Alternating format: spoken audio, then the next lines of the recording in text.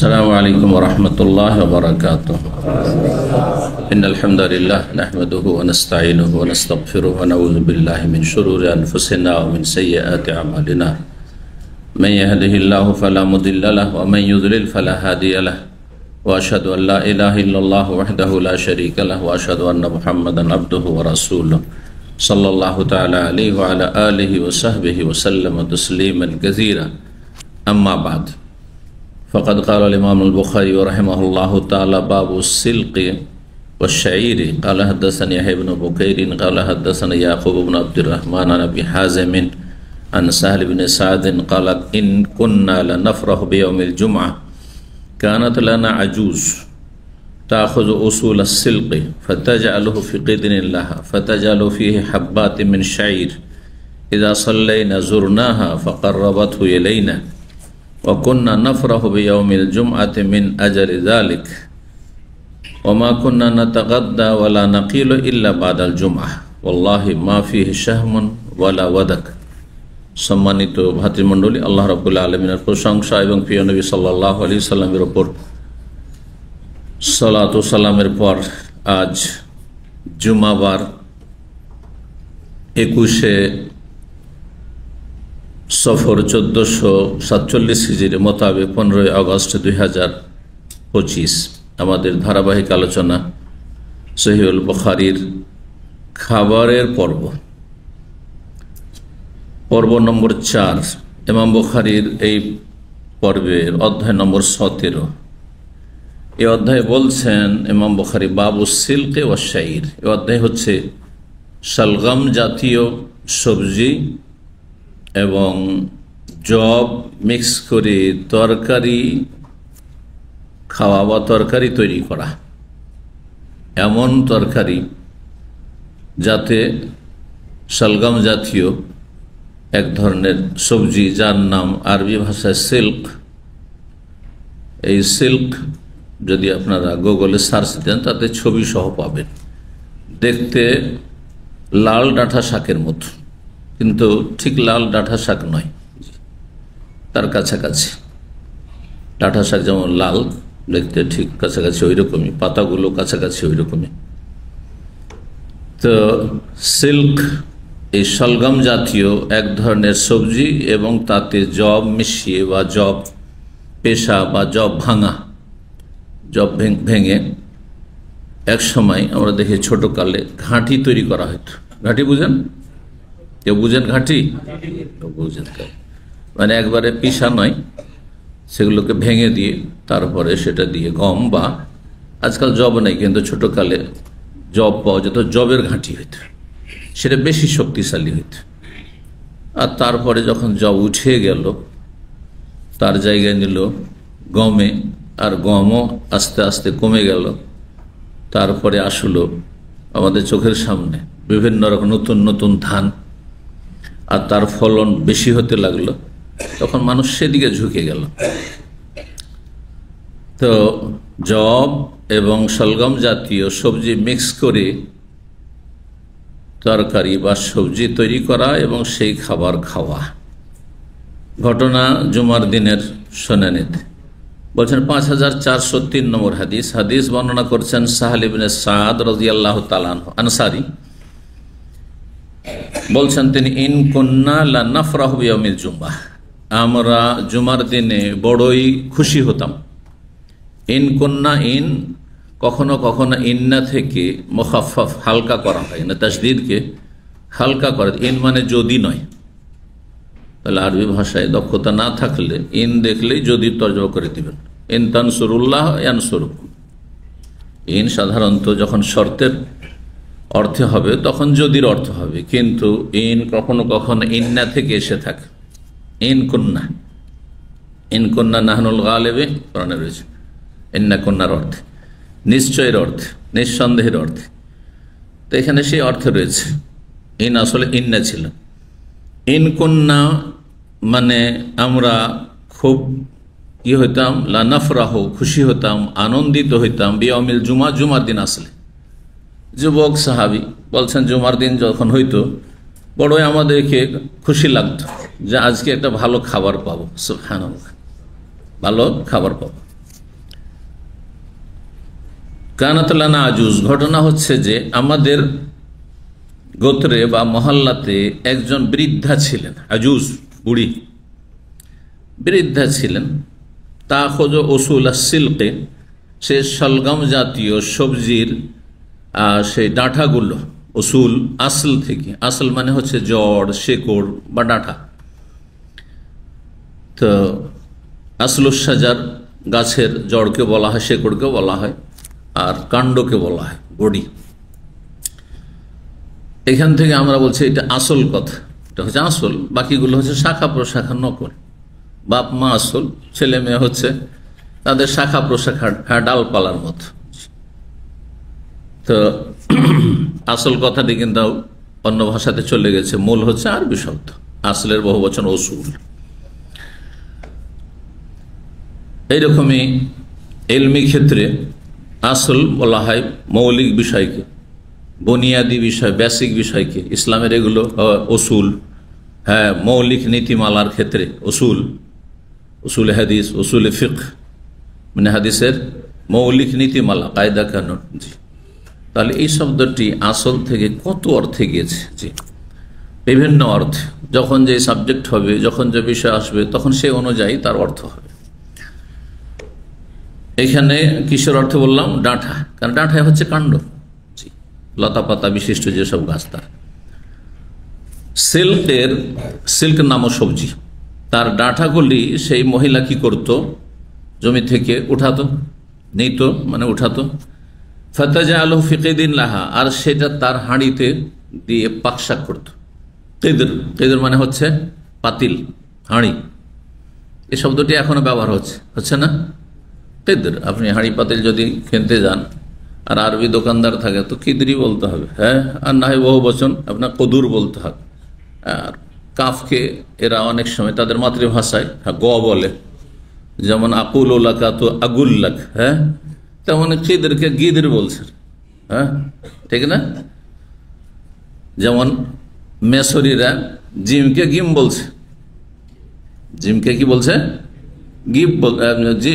গিম বলছে, যার ফলে আসল হচ্ছে জীব, জীব মানে নিয়ে আসো, যে বেহি, আসলে জীব আসলে ছিল যে বেহি, হ্যাঁ, নিয়ে আসো, ওটাকে আপনারা বলছেন জীব ব্যবহার করেছেন না?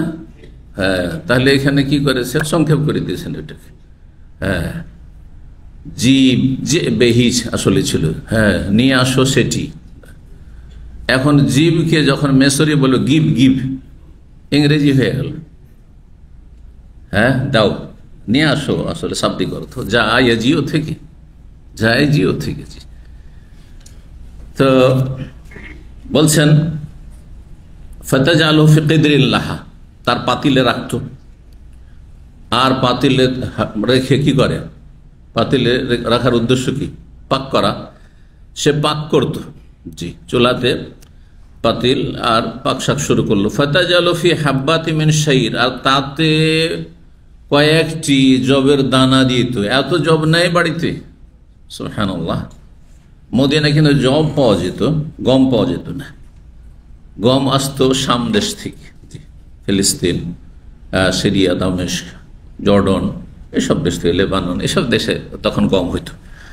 এই জন্য জুমার দিনের ঘটনা, একদিন, হ্যাঁ, বাজারে গম এসে, সবসময় তো গম পাওয়া যায় না, মাঝে মধ্যে কখনো যখন শাম দেশ থেকে গম আসলো, সাহাবাইকে আমরা নতুন নতুন, হ্যাঁ, তারা সব অনেকেই নতুন মুসলমান, হ্যাঁ, আর তারপরে অভাব সংসারে, হ্যাঁ, পয়সাই নেই, আর পয়সা থাকলেও খাবারের ব্যবস্থা নেই, খাদ্য পাওয়া যায় না মার্কেটে, তো গম বিক্রি হতে এসছে। আর ঠিক জুমার সময় নিয়ে এসছে, কারণ সেখানে ইহুদিরা বসবাস করতো, আর তারে বেশি ব্যবসায়ী ছিল।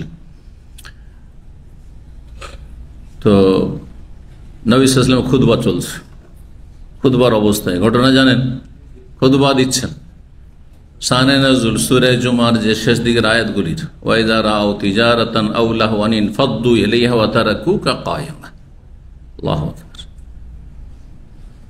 সাহাবায়ে কেরামগণ খবর পেয়ে গেছেন, এদিকে খুতবা শুরু হয়েছে, আর ওদিকে মার্কেটে গম এসছে, জুমা পড়ে বেরোবো, গম শেষ, ইহুদিরা কিনে নেবে, হ্যাঁ, খুব কৃতজ্ঞত করে রেখে নেবে, বেশি করে কিনে নেবে, মুনাফিকরা কিনে নেবে, তাদের নামাজের কি, হ্যাঁ, আসলো না আসলো মুনাফিক, অন্তরীর মুনাফিক, তো মুসলিমরা তারাও অনাহারে থাকবে, তাদের ছেলেমেয়ে পরিবার অনাহারে থাকবে। আবার কতদিন পর গম আসে, সুবহানাল্লাহ।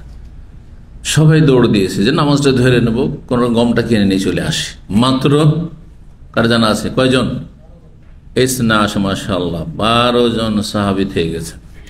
ফিহিম আবু বকর, হাদিসে রয়েছে তাদের একজন ছিলেন আবু বকর সিদ্দিক রাদিয়াল্লাহু আনহু, বিশিষ্ট সাহাবায়ে কেরামগণ, শুধু থেকে গেছেন বাঁকা ঈমানের।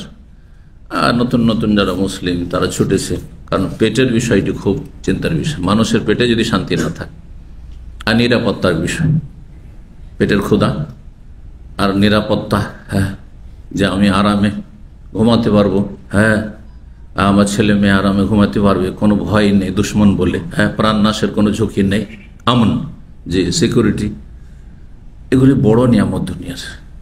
এই জন্য সূরা কুরাইশে এই 2 নিয়ামতের কথা বলেছেন, আল্লাযী আত'আমাহুম মিন জু, যে আল্লাহ ক্ষুধা লাগলে খেতে দেন, খাবারের আহারের ব্যবস্থা করে, রিজিক দাতা আল্লাহ, আমাদের ক্ষুধা দূর করার ব্যবস্থা আল্লাহ দান করেন। ওয়া আমানাহুম মিন খাউফ, আর ভয় থেকে আল্লাহ নিরাপত্তা দান, নিরাপদ করেন।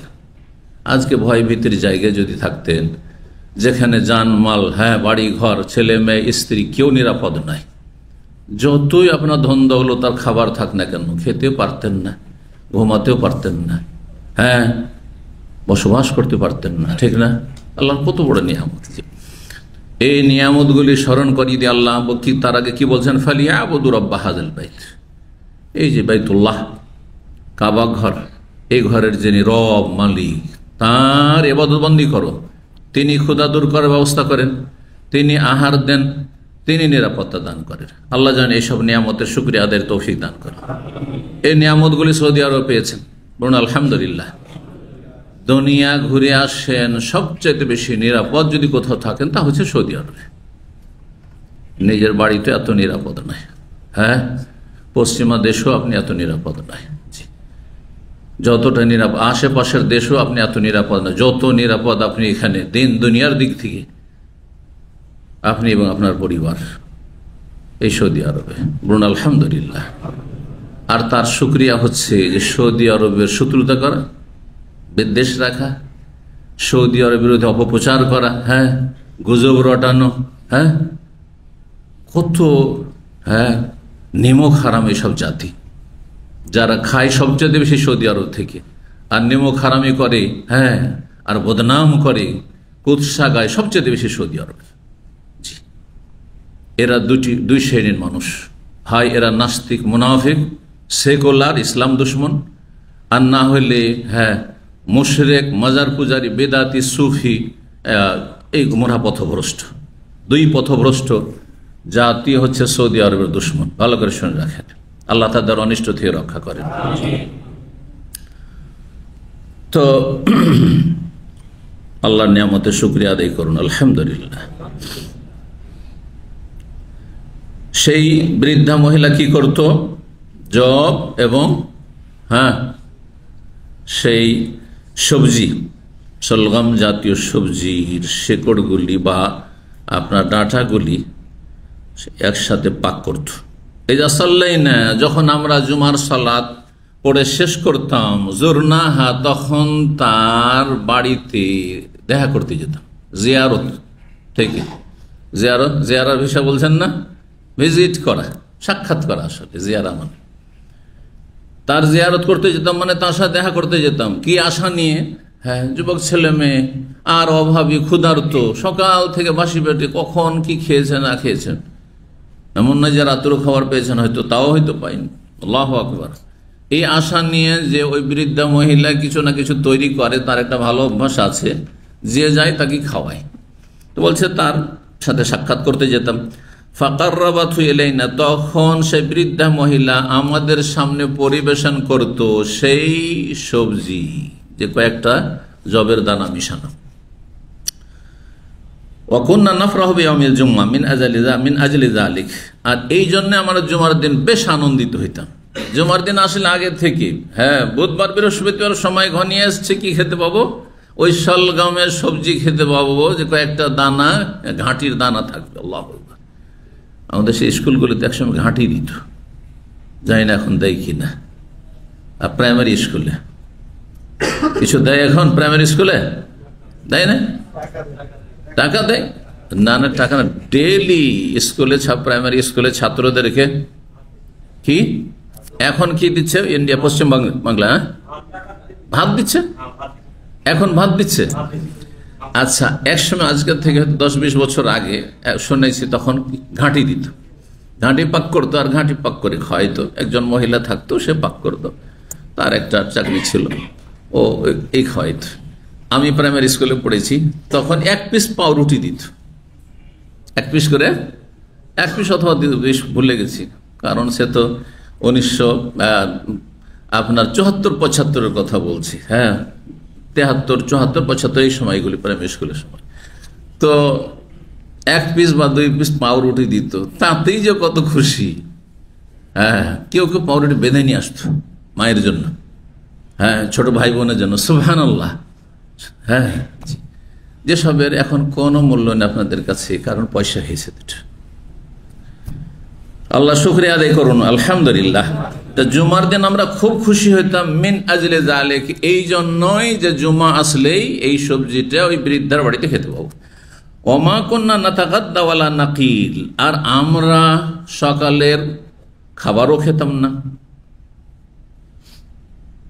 আর গাদা মানে শুধু সকাল না, সকাল দুপুর দুটোই। সকালের কোনো নাস্তা ছিল না সেই যুগে, অনেকবারই বলেছি। নবী সাল্লাল্লাহু আলাইহি ওয়াসাল্লাম আমল, সাহাবায়ে আমলে খাবার দিনে কয়বার ছিল? 2 বার ছিল। একটার নাম গাদা, হ্যাঁ যেটা লাঞ্চ, হ্যাঁ দুপুরের খাবার, সেটা সকাল 10টা থেকে 12টার মধ্যে, এটা গাদা হয়ে গেল। আর একটি ছিল আশা, 80 থেকে, আশা এশা নয়, খাবারের নাম হচ্ছে আশা। আশা শব্দ তাহলে এশা থেকে, যে এশার সময় রাত্রে খানা খাবেন, এটা আজকালকার এটা নব আবিষ্কৃত অভ্যাস, ট্র্যাডিশন, প্রথা। 80 মানে বৈকাল, তাহলে সন্ধ্যাবেলার খাবার বৈকাল থেকে শুরু হয়ে যেত, আসর থেকে নিয়ে মাগরিবের মধ্যে খেয়ে দিয়ে শেষ, আর খুব বেশি হলো মাগরিব পর। এই জন্য তারা সুস্থ থাকত, তাদের সমাজে না চিকিৎসা ছিল না রুগী ছিল। ডাক্তারের কখন প্রয়োজন হবে? রুগী থাকলে তো, রুগী না থাকলে ডাক্তারই পড়বে না। আজ যে ডাক্তার বানাবার হিড়িক পড়ে গেছে, হ্যাঁ এমনকি মুসলিম সমাজে 2টা পয়সা হওয়ার পরে, এরা কিসের জন্য? কারণ রোগ বেড়েছে, রুগী বেড়েছে, রোগ শেষ হয়ে যায়, রুগী শেষ হয়ে যায়, ডাক্তার পালাতে দিশা পাবে না যে কোন দেশে যাবো, এত টাকা খরচ করে পড়েছি আই ইনকাম করার জন্য, ঠিক না? জি, আল্লাহ হেফাজতে রাখুন আমাদেরকে। ডাক্তারের আর হাসপাতালের যেন মোহতাজ, মুখাপেক্ষী আমাদেরকে না করেন। যতদিন রাখবেন আল্লাহ যেন সুস্থতার সাথে রাখেন, আর যখন নেবেন আল্লাহ যেন ঈমান এবং তৌহিদ আর কালেমা তাইয়্যিবার উপর আল্লাহ যেন নেন। ওমা কুন্না নাতাগাদ্দা, আমরা দুপুরের খাবার খেতাম না। ওয়ালা নাকিলু, আর দুপুরের আমরা কাইলুলা, বিশ্রামও করতাম না। কাইলুলা, কাইলুলা বুঝেন? কাইলুলা মানে দুপুরের ঘুম, দুপুরের ঘুমকে কাইলুলা বলা হয় আরবিতে। আরবিতে একটা প্রবাদ আছে, হ্যাঁ যারা আরবি লেখাপড়া করে, মাদ্রাসা ছাত্র, তাদের পরীক্ষা করার জন্য। মাদ্রাসা পড়া ছাত্র আছে আমার সামনে কেউ? ব্যাস, তাহলে হ্যাঁ তোমাদের জিজ্ঞেস করছি। কালা রাজুলুন তাহতা শাজারা ফানকাদা ওযুহু, তরজমা করো। কালা যায়েদুন তাহতা শাজারা ফানকাদা ওযুহু।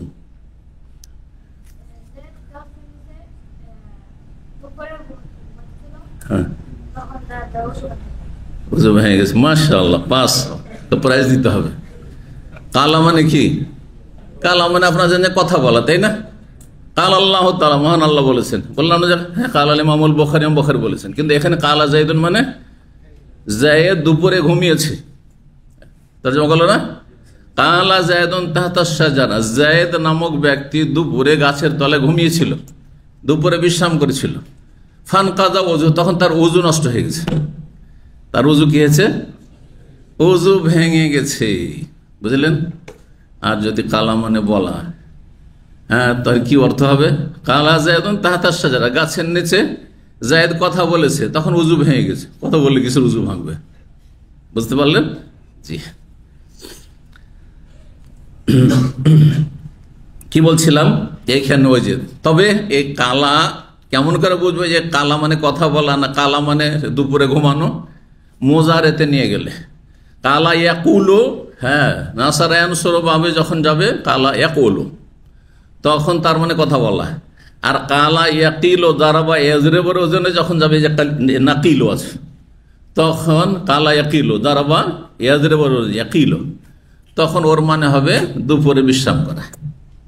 এবার বোঝা গেছে? মাসদারে গিয়ে কালা ইয়াকুলো কৌলান পার্থক্য, হ্যাঁ কৌল মানে বচন, হ্যাঁ, আর কাইলুলাতান মানে কালা ইয়াকুলো কাইলুলাতান মানে দুপুরের ঘুম। বুঝলেন না? বুঝলেন না? জি, এ হচ্ছে আরবি। মনে করে এক শ্রেণীর লোকেরা দু চার হরফ পড়ে যে ফেসবুকে এখন আলেম হয়ে গেছে, দুটা বলতে পারলে। হ্যাঁ, কত যে মেহনত করে মাদ্রাসায় পড়াশোনা করতে হয়। যারা মাদ্রাসাতে মেহনত করে ভালো আলেম হয়েছে, তারা যে দুনিয়া পড়তো, বড় একজন বৈজ্ঞানিক হয়ে যেতে পারত। হ্যাঁ, বড় একজন, হ্যাঁ অনেক কিছু হয়ে যেতে পারত। হ্যাঁ, যাদেরকে প্রতিভার জন্য বড়ই সম্মানিত করা হচ্ছে দুনিয়াতে, এদেরকে আল্লাহ আখিরাতে সম্মানিত করবেন ইনশাআল্লাহ। দুনিয়াতে এর মূল্যায়ন নেই দিনী তালিমে, দিনী শিক্ষার। জি, ইল্লামান রাহিমাল্লাহ, আল্লাহ রহম করে তাদের কাছে কিছু মূল্যায়ন আছে, মহব্বত আছে, ভালোবাসা আছে, কিন্তু তার মূল্যায়ন কেউ করে না। জি, দুনিয়ার দিক থেকে যে কত মেহনত করি, পরিশ্রম করি, আর কত দীর্ঘ সময় লাগিয়ে লেখাপড়া, কত সাবজেক্ট পড়তে হচ্ছে শুধু কোরআন এবং হাদিস বোঝার জন্য। একটা দুটো সাবজেক্ট পড়ে হয়নি। জি, ওমা কুন্না নাতাগাদ্দা ওয়ালা নাকিল, আমরা দুপুরের খাবারও খেতে পেতাম না বা খেতাম না, ওয়ালা নাকিল, দুপুরের বিশ্রামও করতাম না, ইল্লা বাদাল জুমা, জুমার দিন কখন করতাম? জুমার পরে, মানে জুমার পরে প্রথম, বাসি পেটে জুমা পড়া, জুমা পড়ে এসে প্রথম খেতাম, আর তারপরে জুমা পড়ে ঘুমাইতাম। তার মানে আজকাল যে জুমার দিন, মানে জুমার দিন সকালবেলা থেকে শুরু হইল ঘুম, এটা একেবারে সুন্নতের খেলাফ সাহাবায়ে কেরামদের। তারপরে জুমার দিন ছুটি, বন্ধু বান্ধব নিয়ে সকাল থেকে শুরু হলো পার্টি। হ্যাঁ, বাঙালি সমাজে পায়ার পার্টি, নিহারি, আর না হলে কিসের পার্টি? হ্যাঁ, না হলে খিচুড়ির পার্টি। খিচুড়ি, জুমার দিনে খিচুড়ি, বুঝতে পেরেছেন? আর না হলে ঘুম, এমন লম্বা ঘুম শুরু হলো যে 11টা বেজে যাচ্ছে, তবু ঘুম ভাঙছে না।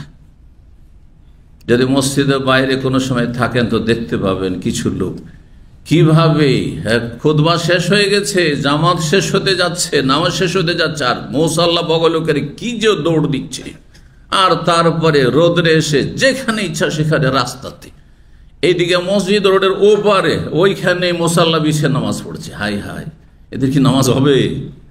এইভাবে জমা পড়বে? না না, কখনো না। আমি মুখস্থ বললাম না, তাহলে বলবেন যে কি করে, আমি চোখে দেখে বলছি তো, যে কি করে আমি মসজিদের বাইরে বসে থাকি? হ্যাঁ, কখনো এরকম পরিস্থিতি হয়েছে।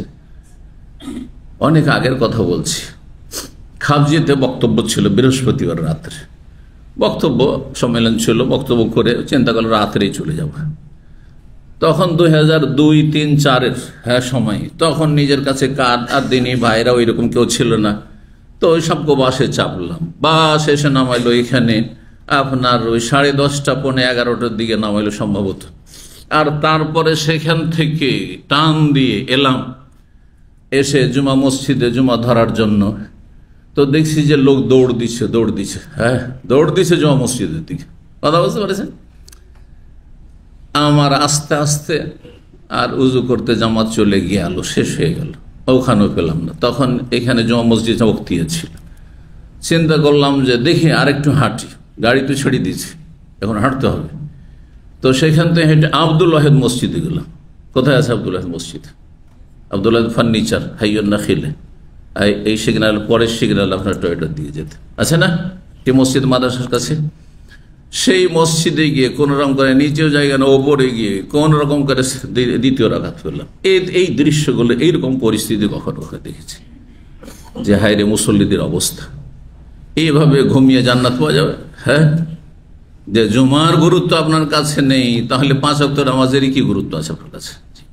আল্লাহ হেদায়েত দান করুন। তো সাহাবায়ে কেরামগণ তাদের কত অভাব ছিল, বাসি পেটে জমা পড়তে যেতেন, আর তারপরে জমা পড়ে এসে খাওয়া দাওয়া, আর তাও খাওয়া দাওয়া বাড়িতে কোথায়, বাড়িতে হয়তো নেই, নাহলে খুশি কেন হবে? বাড়িতে খাবার থাকলে, আর যদি আপনার বাসাতে ভালো ভালো খাবার থাকে, তো এই সেন্টারে খাবার খাবেন আপনি? কখন খাবেন না।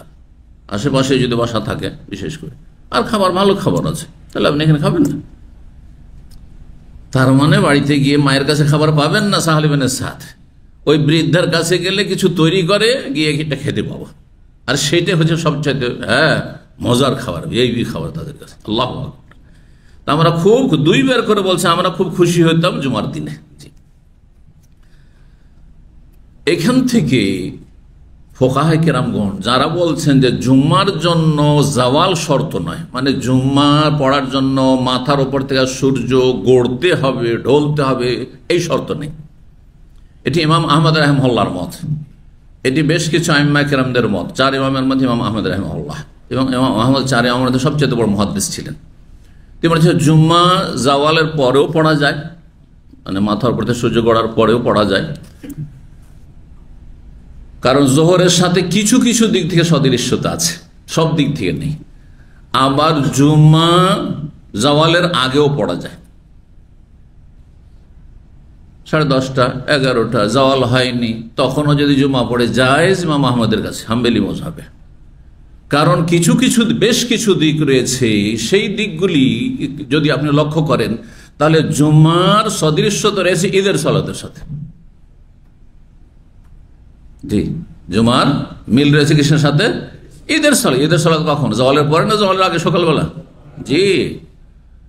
কিন্তু তিন ইমাম বলছেন, শাফি, মালিক এবং আবু হানিফা রাহিমাহুমুল্লাহ জামিয়ান, তারা বলছেন না, জুমা জোহরের মতো জাওয়ালের পর থেকে অবলক্ত শুরু হবে। এজন্য সতর্কতা অবলম্বন করা ভালো। কিন্তু সৌদি আরব অনেক সময় দেখবেন জুমা মসজিদে খতিব খুতবা শেষ হয়ে গেল, ইচ্ছা করে শেষ হয়ে গেল, অথবা শেষ হয়ে গেছে, শেষ হয়ে গেল, যে খুতবা নিয়ে এসছে অথবা যেটা বলছে শেষ হয়ে গেল। কারণ তারা জানে যে জুমা জাওয়ালের আগেও জায়েজ, আর জাওয়াল এখনো মাথার উপর একবারে সূর্য আসেনি বা গড়েনি, তার আগেই নামাজ শুরু হয়ে গেছে। এখানে অনেকে আপত্তি মনে করে যে আমার নামাজ হইল না। এই যে শ্রীকর বড় জামে মসজিদে মাঝে মাঝে জাওয়ালের আগে জুমা শেষ হয়ে যায়, তখন যারা গোড়া মযহাবপন্থী ইন্ডিয়া, বাংলাদেশ, পাকিস্তানে, তারা ওখান থেকে আর কোন মসজিদে গিয়ে আবার দ্বিতীয়বার জুমা পড়ে যে এই জুমা যেহেতু হয়নি আমার, সময়ের আগে হয়ে গেছে। বুঝতে পারছেন? সব খবর আছে আমাদের কাছে। জায়েজ রয়েছে, কিন্তু ইমামদের জন্য সতর্কতা হচ্ছে যে সবার খেয়াল রাখা। কারণ হাম্বলি মাযহাব এই কথা বলছে না যে জাওয়ালের পর হবে না, জাওয়ালের পরেও হবে, কিন্তু জায়েজ আছে, জাওয়ালের আগেও জায়েজ আর জাওয়ালের পরেও জায়েজ রয়েছে। তো যখন জায়েজ, তাহলে একটু লেট করে সবার কাছে আমরা জায়েজ করে নিলাম, এটা বেশি ভালো। শাইখ ইবনে বাজ রাহিমাহুল্লাহ এই কথাই বলছেন যে সবার খেয়াল রেখে, যেহেতু বিভিন্ন মযহাবের বা বিভিন্ন মতামতের লোকেরা জুমা পড়ছেন, সবার মাসলাকের লক্ষ্য রেখে যদি মাথার উপর থেকে সূর্য গড়ার পরে জুমা পড়া হয়, এটা বেশি ভালো, এবং এইটাই এখানে আওকাফ থেকে দিক নির্দেশনা রয়েছে। জি, ওয়াল্লাহি বলছেন, আল্লাহর কসম করে বলছে, মা ফিহি শাহমুন ওয়ালা ওয়াদাকুন, এত ভালো খাবার ভাবিয়েন না যেই খাবারে আপনারা ভাবিয়েন না যে তাতে গোস্ত মিশা ছিল, সেই জন্য এত আমাদেরকে আনন্দ হইতো। আল্লাহর কসম করে বলছে, তার চর্বি পর্যন্ত হইতো না, গোস্ত থাকা তো দূরের কথা, কোনো চর্বিও ছিল না সেখানে। ওয়ালা ওয়াদাকুন, এবং কোনো তেল দিয়েও পাকানো হইতো না। যে ভুনা করা হয়েছে, তো ফ্রাই করা হয়েছে, তো খুব মজা লাগছে। যেমন শাক যদি একটু ভুনা করেন একটু তেলে, তাহলে মজা লাগবে, তাই না? তেল মশলা দিয়ে কাউ কিছু ছিল না, শুধু সিদ্ধ, শুধু সিদ্ধ। আল্লাহু আকবার। এই ছিল সাহাবায়ে কেরাম রাদিয়াল্লাহু তাআলা আনহুমের জুমার দিনের খাবার। জি, আল্লাহ যেন শুকরিয়া আদায়ের তৌফিক দান করেন। আল্লাহুম্মা ইন্না আলা যিকরিকা ওয়া শুকরিকা ওয়া হুসনি ইবাদাত। শুকরিয়া আদায় করলে আপনার ফায়দা, যে যত বেশি আল্লাহর শুকরিয়া আদায় করবেন তত বেশি সে লাভবান হবে। আমি যদি বেশি করতে পারি আমার লাভ, আপনার চাইতে বেশি। আপনি যদি বেশি শুকরিয়া আদায় করেন আপনার বেশি লাভ, আপনি আগে উপকৃত হবেন। লাইন শাকারতুম লাযিদান্নাকুম। জি, আল্লাহ আমাদের নিয়ামতকে টিকিয়ে রাখেন। শুকরিয়া আদায় করা মানে আল্লাহর নিয়ামতকে গুনাহ না করা, পাপের জীবন থেকে মুক্ত হইতে হবে। শুকরিয়া আদায় মানে হচ্ছে ফরজ ওয়াজিব আদায় করা কমপক্ষে। শুকরিয়া আদায় মানে মৌখিক শুধু নাই যে শুকুর আলহামদুলিল্লাহ, এটা দেশি তরিকা, সেটা নফল কাজ। হ্যাঁ, কিন্তু অন্তরের শুকরিয়া। শুকরিয়া হচ্ছে অন্তর থেকে আল্লাহ নিয়ামতের কদর করা, মূল্যায়ন করা, যে আল্লাহর দান, আল্লাহ না দিলে আমার ক্ষমতা ছিল না, আমার বিচক্ষণতা নয়, আমার বাহাদুরি নয়, আমার চাতুরতা নয়, আর আমি খুব বুঝি না, না কিছুই নাই। জি, আল্লাহ না দিলে আমার কোনো ক্ষমতা ছিল না, হাওলা ওয়ালা কুওয়াতা ইল্লা বিল্লাহ।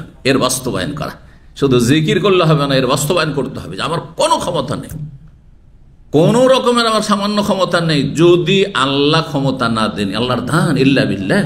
জি, জিকিরগুলির উপর আমল করতে হবে, এটা হচ্ছে সবচেয়ে গুরুত্বপূর্ণ বিষয়। 18 নম্বর অধ্যায় বলছে বাবুন নাহশে ইন্তিশারিল লাহমি। এই অধ্যায় হচ্ছে গোস্ত, হাড্ডির গোস্ত, হাড্ডিতে যে গোস্ত লেগে আছে সেই গোস্ত দাঁতে ছিঁড়ে খাওয়া। নাহাস, নাহাস মানে দাঁতে ছিঁড়ে খাওয়া, কামড়িয়ে খাওয়া। ইন্তিশারিল লাহম, আর পাতিলে যে গোস্ত রাখা আছে উঠিয়ে উঠিয়ে খাওয়া, দুটোই জায়েজ। যদি মনে করেন পাতিল থেকে আমি উঠিয়ে উঠিয়ে খাবো, তাও খেতে পারেন। আর যদি মনে করেন যে বড়, হ্যাঁ, যেমন আরবরা বড় বড় পিস রাখে আর হাড্ডিতে গোস্ত লেগে আছে, অনেক সময় হয় কি যে হাড্ডি থেকে ছুটছেন না এমনি হাতে, তখন দাঁতে আপনি কামড়ে কামড়িয়ে খাচ্ছেন, সেটাও খেতে পারেন। দুই রকমই খাওয়ার প্রমাণ রয়েছে। 5404 নম্বর হাদিস, হাদিস বর্ণনা করেছেন আব্দুল্লাহ ইবনে আব্বাস রাদিয়াল্লাহু তাআলা আনহু বলছেন, কাল, তিনি বলেন, তাআররাকা রাসূলুল্লাহ সাল্লাল্লাহু আলাইহি ওয়াসাল্লাম কাতিফান। তাআররাক মানে হচ্ছে দাঁতে ছিঁড়ে ছিঁড়ে খাওয়া। রাসূলুল্লাহ সাল্লাল্লাহু আলাইহি ওয়াসাল্লাম কাঁধের হাড্ডির গোস্ত, বকরির কাঁধের হাড্ডির গোস্ত ছিঁড়ে ছিঁড়ে খেয়েছেন দাঁতে। সুম্মা কামা, আর তারপরে উঠে গেছেন। ফাসাল্লাহ, তারপরে সলাতের সময় হয়েছে, সলাত পড়েছেন। ওয়ালাম ইয়াতাওয়াদা, উযু করেননি। তো গোস্ত খেয়ে উযু করা আবশ্যক নয়, একমাত্র উটের গোস্ত যদি খান। উটের গোস্ত খেলে, সহিহ হাদিস যেহেতু রয়েছে যে উটের গোস্ত খেলে উযু করতে হবে। কেন? আল্লাহ হিকমা ভালো জানেন। উটের মধ্যে কিছু বদঅভ্যাস আছে, সেই বদঅভ্যাস যেন আপনার মধ্যে না চলে আসে, তাতে থেকে হয়তো রক্ষার জন্য এটি ওলামারা হিকমত বলেছেন। কিন্তু কোন ইবাদত বন্দেগীর, কোন শরীয়তের মাসলা মাসাইলের হিকমত জানা আমাদের কাজ না। যদি ওলামারা আমাদেরকে বলেন তো হইতে পারে, আর হাদিসে যদি আসে তাহলে নিশ্চিত সেটি হিকমা। হাদিসেও আসেনি, ওলামারা অনুমান ভিত্তিক বলেছেন। হ্যাঁ হ্যাঁ, সুতরাং তাদের কথা হতে পারে, আবার নাও হইতে পারে। আবার হিকমত জানা কোনো শর্ত নেই, না হলে প্রত্যেকটি বিষয় হিকমত। 5 ওয়াক্ত নামাজ কেন, জুমার দিনেই কেন, জুমা শনিবারে কেন নয়, বা বৃহস্পতিবার কেন নয়, কিসের হিকমত শোনাবেন আপনি? আছে? হ্যাঁ, আবার 17 রাকাতি ফরজ কেন, আবার রমজান মাসি কেন রোজা, হ্যাঁ, কুরবানি, আকিকা কেন, সবকিছু কেন শোকজ করতে ভালো লাগে? আপনি আরে আপনার যে ফোরম্যান সুপারভাইজারকে বলেন যাও মুখ সাইডে কাজে যাও, বলছে কেন? তাহলে একটা থাপ্পড় দিয়ে আপনাকে বাংলাদেশে বিদায় করে দেবে। করবে না? করবে না? সাধারণ একটা লোককে আপনি শোকজে তার কাছে চাইতে পারছেন না, আপনি যে আপনি কারণটা বল, কারণ দর্শান। রব্বুল আলামিন আহকামুল হাকিমিন, তিনি শরীয়ত দিয়েছেন আপনার আমার কল্যাণের জন্য, দুনিয়া আখিরাতের। এতে হিকমত রয়েছে। 5405 নম্বর হাদিস, হাদিস বর্ণনা করছেন ইকরিমা ইবনে আব্বাস রাদিয়াল্লাহু তাআলা আনহু থেকে। তিনি বলেন, ইনতাশালান নবী আরাকান। আগের হাদিসটিতে দাঁতে ছিঁড়ে ছিঁড়ে খাওয়া, তারাকা। আর এই হাদিস আছে ইনতাশালা, মানে পাতিল থেকে নবী সাল্লাল্লাহু আলাইহি ওয়াসাল্লাম সেই হাড্ডিতে যে গোস্ত লেগে থাকে, হাড্ডি সহ গোস্ত উঠিয়ে উঠিয়ে খেলেন। মিন কিদরিন, পাতিল থেকে। ফাআকালা, খেলেন। সুম্মা সাল্লা, সালাত আদায় করলাম, ইয়াতা, ওযু করলেন না। জি। 19 নম্বর অধ্যায় বলছে বাবু তার রকিল আদদে। এই অধ্যায় হচ্ছে বাহুর গোস্ত, মানে রানের গোস্ত। হ্যাঁ, পায়ের সাথে যে গোস্ত লেগে থাকে, পায়ের ওপর ভাগে, সামনের পায়ের বিশেষ করে, অথবা পিছনের পায়ের হোক। আদুদ, বাহু, সামনের দিকের পা, কলমারা বলেছেন বা ভাষ্যকারগণ। তো রানে হাড্ডির গোস্ত ছিঁড়ে ছিঁড়ে খাওয়া, গোস্ত শক্ত, হাত দিয়ে না ছুটিয়ে আপনি দাঁতে কামড়িয়ে খাচ্ছেন, অথবা চাকুতে কেটে খাচ্ছেন। হাদিস আসবে চাকুতে কেটে কেটেও খেয়েছেন নবী সাল্লাল্লাহু আলাইহি ওয়াসাল্লাম। পাক করা হয়েছে। আরবিদের খাবার যে গোটা তৈরি করা হয়, অনেক সময় দেখেছেন যে হাতে ছুটিয়েও খাওয়া যায় না, হয়তো তখন হয়তো চাকুতেও কাটতে হইতে পারতো, চাকুতে কেটেও খেতে পারেন। কিন্তু খাবার সিদ্ধ খেতে হবে, এটি শরীরের জন্য উপকারী। যদি খাবার আধা কাঁচা থেকে যায় সেটা শরীর স্বাস্থ্যের জন্য অপকারী। 5406 নম্বর হাদিস বর্ণনা করছেন আব্দুল্লাহ বিন কাতাদা, তার পিতা আবু কাতাদা সাহাবী থেকে রাদিয়াল্লাহু তাআলা আনহু قال خرجنا مع النبي صلى الله عليه وسلم মক্কা, আমরা নবী সাল্লাল্লাহু আলাইহি ওয়াসাল্লামের সাথে মক্কার উদ্দেশ্যে রওনা দিয়েছিলাম। আর তারপরে যে সামনের হাদিসে যে ঘটনাটি আসছে সেই ঘটনা বলছেন যে এখানে সংক্ষেপ করে দিয়েছেন, সামনের হাদিসে আসছে ঘটনাটি। মক্কার পথে রওনা দিয়েছিলেন। 5407 নম্বর হাদিস আব্দুল্লাহ বিন আবি কাতাদা সুলামি বর্ণনা করছেন, ওই যে আগে আসলে বর্ণনাকারী, তিনি তার পিতা কাতাদা আবু কাতাদা রাদিয়াল্লাহু তাআলা আনহু বর্ণনা করছেন আন্নাহু ক্বাল, তিনি বলেন কুনতু ইয়াওমান জালিসান। কেন নিয়ে আসলেন আগের হাদিসটি? কারণ এই হাদিস আছে একদিন আমি বসেছিলাম নবী সাল্লাল্লাহু আলাইহি ওয়াসাল্লামের কিছু সাহাবায়ে কেরামদের সাথে মক্কার পথে, কিন্তু মদিনা থেকে মক্কার পথে, মদিনা থেকে বেরিয়েছিলাম না মক্কা থেকে আসছিলাম না অন্য কোনো জায়গা থেকে আসছিলাম এ কথা নেই, সেই জন্য আগের হাদিসটি নিয়ে এসেছেন সংক্ষেপে। এখানে এই হাদিসের সাথে আগের হাদিস মিলালে তখন স্পষ্ট হয় যে বেরিয়েছিলেন মদিনা থেকে মক্কার উদ্দেশ্যে, আর সাহাবায়ে কেরাম এহরাম অবস্থায় ছিলেন, একমাত্রই আবু কাতাদা সাহাবী বিনা এহরামে ছিলেন। তাহলে বোঝা গেল যারা এহরাম করে যাচ্ছেন উমরার বাসে এখান থেকে, তাদের সাথে এমন কেউ মক্কা যাচ্ছে আত্মীয়দের সাথে দেখা করার জন্য অথবা ডিউটির জন্য যাচ্ছে, এহরাম করেনি, কোনো দোষের কথা নেই। মক্কা প্রবেশের জন্য এহরাম করা আবশ্যক নয়, এটি হচ্ছে অধিকাংশ আইম্মায়ে কেরামের মাযহাব। হানাফি মাযহাবে একটি বিরল ফতোয়া আছে, সেটা হচ্ছে যে মক্কা বিনা এহরামে ঢুকাই জায়েজ না। এর উপরে হানাফিরা আমল করে না। যদি করতে হয় তাহলে বিভিন্ন জায়গা থেকে ধরেন প্রবাসী কর্মী আসছে, অথবা ধরেন অনেকে ট্রান্সফার হচ্ছেন মক্কাতে, অথবা মক্কা কি মিকাত ক্রস করেই জায়েজ নয় তাদের কাছে, মিকাত ক্রস করে জানবে না ইহরামে। তাই যদি হয় তাহলে যারা আপনার ড্রাইভার মক্কা পৌঁছাচ্ছেন, তাহলে তাদের, আর অধিকাংশ ড্রাইভারগুলো যে পাকিস্তানি ড্রাইভার রয়েছে সব তো হানাফি, তাহলে তাদের তো বিনা এহরাম উপায় নেই। প্রত্যেক সপ্তাহে 2 বার করে যাচ্ছে এরা, কি করতে হবে এদেরকে? এহরাম বাঁধতেও তার মক্কায় ঢুকতে হবে, মহাবিপদ হয়ে যাবে। ওরা নিজের মযহাবের উপর নিজেই আমল করে না। তাহলে বোঝা গেল যে মযহাবে এরকম মেলা ফতোয়া আছে, শুধু হানাফি মযহাবে না, হানাফি শাফি মালিক আহমদ সব মযহাবে আছে, কোন মযহাবে কম কোন মযহাবে বেশি। কিছু কিছু ফতোয়া আছে যেগুলি হাদিস বিরোধী, যেগুলি হাদিস বিরোধী, আর অনেকগুলি ফতোয়া আছে যে নিজেরাও আমল করতে পারবেন না। সুতরাং অন্ধভাবে মযহাব মানা যাবে না। কোন মযহাব মানবেন? যেই মযহাব হাদিসের পক্ষে, কোরআন হাদিসের পক্ষে। কোরআন হাদিসের পক্ষে থাকে তো মযহাব মানি।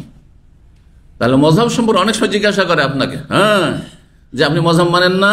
আমি বলি মানি না বলবেন না। অনেক নতুন ভাইরা একটু হেদায়েত হয়েছে, বুঝেন না কিভাবে কথা বলতে হবে, আমি মযহাব মানি না, মার খেয়ে নেন তখন বেদাতীদের কাছে। মার খাওয়া কথাবার্তা বলবেন না, হিকমত বললে মনে আমি মযহাব মানি, কিন্তু কোন মযহাব মানি? যেই মযহাব কোরআন এবং হাদিসের দলিল সম্মত, আল্লাহ রসুলের পক্ষে যে মযহাব, সেই মযহাবটা মানি, তার বিপরীত যেটা চলে যায় ওইটা মানি না। কথা বোঝা গেছে? বেঁচেও গেলেন, স্বীকার করলেন, লাঠিও ভাঙলো না। বুঝেন না প্রবাদ? এই প্রবাদ জানেন না? যে স্বীকার করে, জ্ঞানী মানুষ স্বীকার করে, লাঠি ভাঙা উদ্দেশ্য নেই। আবার লাঠি কিনতে হবে, পয়সা খরচ হবে, বা লাঠিবিহীন থাকতে হবে। লাঠিও আমার, সাপও মারা গেল আর লাঠিও আমার ভাঙলো না, এইরকম হইতে হবে। জি, তো কথা হচ্ছে ভুল ধারণা, মযহাবে গোঁড়ামি আমাদেরকে সরাইতে হবে মুসলিম জাতি থেকে। কোরআন এবং হাদিসের দাওয়াতও দিতে হবে, আর মানুষের যেন ভুল ধারণা না হয় আপনার সম্পর্কে, যে আরে তাহলে ইমামদের শ্রদ্ধা করেন না প্রত্যেক, আর তারপরে আপনি একজনকে শ্রদ্ধা করেন, তো 4 জন কি করি? এখন কেউ যদি শুধু আলীকে শ্রদ্ধা করে আর আবু বকর ওমর ওসমানকে না করে, তো তাদেরকে কি বলেন আপনারা? পথভ্রষ্ট বলেন না? গোমরাহ বলেন না? তো ওই রকম কেউ যদি শুধু আবু হানিফাকে শ্রদ্ধা করে, অথবা ইমাম শাফিকে করে, অথবা ইমাম আহমদকে করে, আর বাকি 3 জনকে না করে, তো পথভ্রষ্ট না? একই কথায় তারা নবী রসুল কেউ ছিলেন না, সুতরাং ভুলের ঊর্ধ্বে ছিলেন না। জি, বলছেন আবু কাতাদা, খুব সুন্দর ঘটনা। বলছেন আমি একদিন বসেছিলাম মা রেজালিন মিন আসহাবিন নবী সাল্লাল্লাহু আলাইহি ওয়াসাল্লামের সাহাবায়ে কেরামদের বেশ কিছু লোকের সাথে, ফি মানজিলিন ফি তারিকি মক্কা, মক্কার পথে একটি জায়গায়, মঞ্জিল মানে কোন একটি জায়গা, অবতরণের স্থান, নাজালে আনজেল থেকে। ও রাসূলুল্লাহ নাজিলুন আমামানা, রাসূলুল্লাহ আমাদের সামনে একটু এগিয়ে গিয়ে অবতরণ করেছেন। নবী সাল্লাল্লাহু আলাইহি ওয়াসাল্লাম ছিলেন, কিন্তু নবী সাল্লাল্লাহু আলাইহি ওয়াসাল্লাম যেহেতু আগে আগে চলতেন, তো একটু এগিয়ে গিয়ে আছেন মক্কার দিকে, আর আমরা পিছন দিকে আমরা এখানে অবস্থান করেছি। ওয়াল কওমু মুহরিমুন, আর সাথী সঙ্গীরা সাহাবাইগণ সবাই ইহরাম অবস্থায় ছিল। ওয়ানা গায়রু মুহরিম, আমি শুধু ইহরাম অবস্থায় ছিলাম না। ফাআবসারু হিমারান ওয়াহশিয়ান, হঠাৎ করে যারা ইহরাম অবস্থায় সাথী সঙ্গীরা ছিলেন তারা একটি বন্য গাধা মানে নীলগাই, হেমার ওয়াহশি বলা হয় নীলগাইকে, এবার বন্য গাধা দিয়ে অনুবাদ করেছে। বাঙালি জাতি তো বন্য গাধা বুঝে না, যে কোনো জাতির সাথে কথা বললে তাদের ভাষায় কথা বলতে হবে।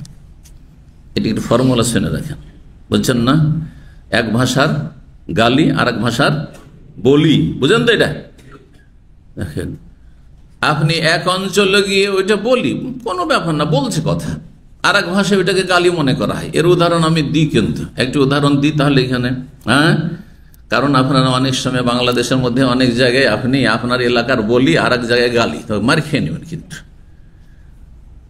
রাজশাহী, চাঁপাইনবাবগঞ্জ, উত্তরবঙ্গে গিয়ে যদি কাউকে বেটা বলে দেন, দূর বেটা, তাহলে হ্যাঁ কি হয়ে হবে? হ্যাঁ, মার খেতে হবে, ঠিক না? জানেন না? জানেন না, যে থেকেছে রাজশাহী জানে, ওই মার খেতে হবে। বেটা মানে তুই আমার মাকে বিয়ে করেছিস, ওদের কথা হলো এটা, তোমার মাকে বিয়ে করেছিস তুই, বেটা। বেটা মানে সন্তান, নিজের ছেলে। বেটা নিজের ছেলেকে বলে, ভাতিজাকে বলে, হ্যাঁ, এরাকে বেটা বলে ওরা। আর আপনারা বলে বেটা মানে শাবলক। হ্যাঁ, এক মহিলা কথা বলছে, আমার ছেলে এখন বেটা হয়ে গেছে। প্রথম পরিভাষা মানে শাবলক, শিয়ানা হয়ে গেছে, একটু ছোট ছিল, এখন কি হয়েছে? বেটা হয়ে গেছে। তো অন্য ভাষা, এটা আঞ্চলিক ভাষা আপনার। তো আর অন্য এলাকায় গিয়ে যদি শালা বলেন, হ্যাঁ, কি হবে? ঢাকায় গিয়ে, খুলনায় গিয়ে, অন্য জায়গায় গিয়ে, বা আপনাদের চিটাগাং বা অন্য জায়গায় ধরে গিয়ে যদি বলে শালা, হ্যাঁ, তোর শালা, তাহলে কি হবে? মার খেতে হবে। কিন্তু ওটা সেই চাপে না, বুঝে শালা তাদের কথাই কথায় শালা, কথায় কথায় শালা। এক বক্তা, ওই চাপে নাম এক বক্তা, নাম বলছি না, হ্যাঁ, বক্তব্য করতে গিয়ে বলছে দোর শালা, কথা বলছে, আঞ্চলিক ভাষাতে মুক্ত হইতে পারে না, আর শালা এরকম কথা বলে।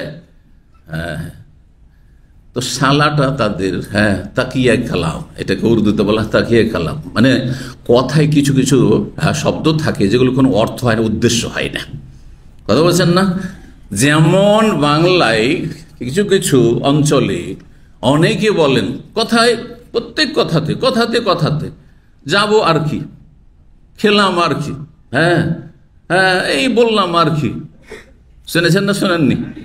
আছে কিছু অঞ্চলে, তার কি মানে কি, কিছু অর্থ নাই, ঠিক ওই রকমের ধর শালা, কিছু না, এটা এমনি, এটা হ্যাঁ তাদের বাক ভঙ্গিমা। তো এটা তাদের গাল নাই। তো এক দেশের গালি আরেক দেশের, একই এক অঞ্চলের গালি এক দেশ, একই দেশে অবস্থা এরকম। তো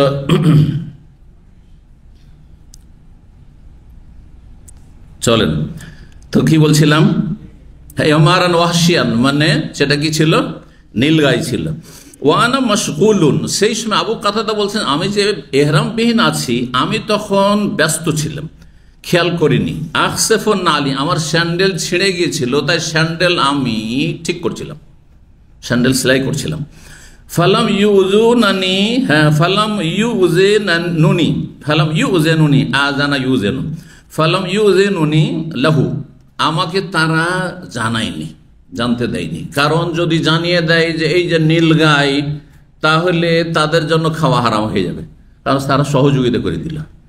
এহরাম অবস্থায় যারা আছে তারা যদি বলে এই যে নীলগাই, নীলগাই হচ্ছে শিকারী পশু, শিকারী পশু, তারা যেহেতু এই সহযোগিতা করলো যে তাকে গাইড করে দিল যে আছে একটা জিনিস, কিন্তু আমরা ধরতে পারছি না, আর তারপরে যদি ধরে নিয়ে আসতো তাহলে এহরাম অবস্থায় খাওয়া তাদের জন্য হারাম হয়ে যেত। বোঝা গেছে? ইয়া আইয়ুহাল্লাযীনা আমানু লা তাকতুলুস সাইদা ওয়া আনতুম হুরুম, সূরা মায়েদায় এই হুকুম আহকাম আল্লাহ রাব্বুল বর্ণনা করেছেন। তোমরা ইহরাম অবস্থায় শিকার করতে পারবে, স্থল পশু শিকার করতে পারবে, স্থল পশু, স্থল পাখি শিকার করতে পারবে না। হ্যাঁ, জলো, হ্যাঁ পশু অর্থাৎ মাছ, ওহিল্লা লাকুম সাইদুল বাহরি ওয়া তাআমুহু, আল্লাহ বলছে তোমাদের জন্য সাগরের শিকার করা যায়। তার এরম অবস্থায় মাছ শিকার করেন অথবা কাঁকড়া শিকার করেন অথবা পানির যা হালাল তা শিকার করেন, কোনো অসুবিধা নেই। তো বলছেন যে তারা আমাকে জ্ঞাত করেনি, ও আহাব্বু, কিন্তু তারা চাইছিল, পছন্দ করছিল, আন্নি আবসার, তো আমি নিজেই যদি দেখে ফেলতাম। ওরা মনে মনে চাইছিল যে এ তো এহরামে নেই, এ দেখে নিলে একটা কাজ হয়ে যেত। হ্যাঁ, কারণ খাবারের অভাব আছে, সফরে আছি, সম্বলের প্রয়োজন, পাথের প্রয়োজন রয়েছে। ফালতাফাত্তু, তখন আমি একটু ঘুরে দেখেছি, কাজ করতে করতে, ওই স্যান্ডেল সেলাই করতে করতে আমি ঘুরে দেখেছি। ফাবসারতুহু, আমি নীল গাইটিকে দেখে ফেলেছি। ফাকুমতু ইলাল ফারাসে, তখন আমি আমার ঘোড়ার উদ্দেশ্যে দাঁড়ালাম। ফাসরাজতুহু, আর তার যে বসার সিট, জিন বলা হয় সেটি, সে জিনটাকে আমি প্রস্তুত করলাম। সুম্মা রাকিবতু, তারপর ঘোড়ার পিঠে চাপলাম। তাহলে সাহাবাই কেরাম কেউ কেউ ঘোড়াতেও চাপতেন, যদিও মরুভূমিতে দূরপাল্লায় যাওয়ার জন্য তাদের বাহন ছিল ওট, কিন্তু সাথে ঘোড়াও থাকতো। বোঝা গেল তাহলে ঘোড়া থাকতো, কারণ অনেক সময় দ্রুত বেগে ছুটতে হবে কোনো বিশেষ কাজের জন্য, তখন তার ওট দিয়ে কাজ হবে না, সেজন্য ঘোড়াও সাথে রাখতেন যখন থাকতো।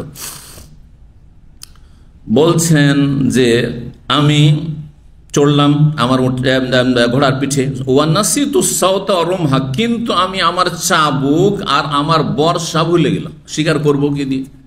ঘোড়ার পিঠে তো চেপেছি, কিন্তু নিচে পড়ে আছে আমার চাবুক, লাঠি, আর কি আমার বর্ষা, যে বললাম বর্ষা, সেটা। তো ফাকুলতুল্লাহুম, তখন ওই সাথীর সঙ্গে যারা ইহরাম অবস্থায় তাদেরকে বল, নাও এলুন সাওতা ওয়া রুমহা, আমাকে আমার চাবুক এবং বল্লমটি, বর্ষাটি দাও, উঠিয়ে দাও একটু। বারবার কত নামবো, আবার উঠাবো, তো একটু হেল্প করে দাও।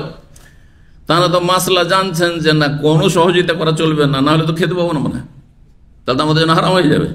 খাওয়ার সুযোগটা রাখছেন তারা, যদি ধরে নিয়ে আসতে পারে, নিজেই ধরে নিয়ে আসতে পারে, আমাদেরকে দুপো ঢোকন দিয়ে দেয় এমনি ফিরি, তাহলে জায়েজ আছে। ফাকালুল্লাহ, তখন সাহাবাই কেরাম যারা এহরাম অবস্থায় ছিলেন বলেন, না না না, কোনো সহযোগিতা না, হ্যাঁ আমরা উঠিয়ে দেবো না।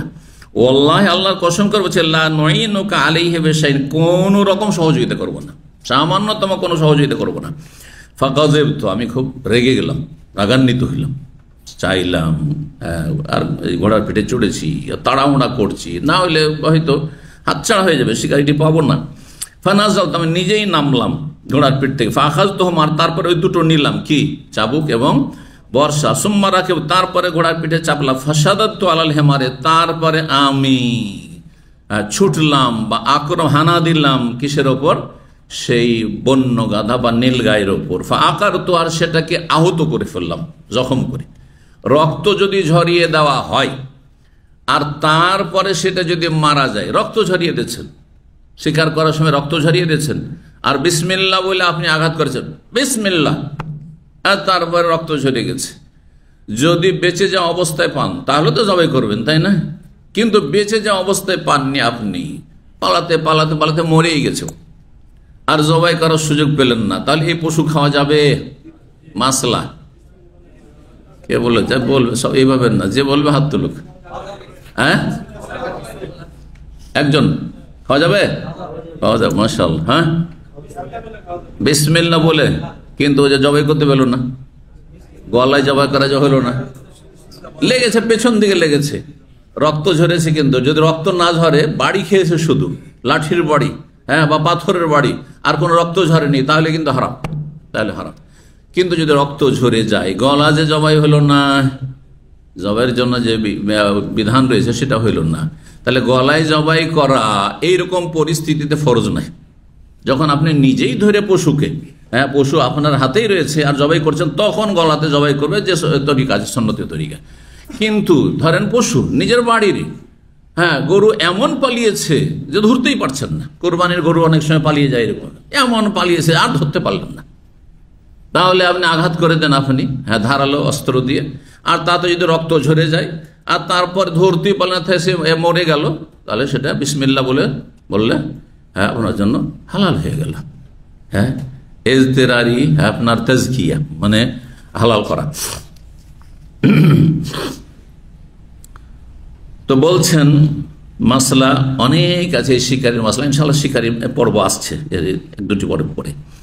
বলছেন যে আমি তাকে আহত করলাম, সোম্মা যেহেতু বেহি, তারপর সেটা ধরে নিয়ে আসলাম, ওখাদ মাতা, কিন্তু যখন নিয়ে আসলাম তখন অলরেডি মারাই গেছে।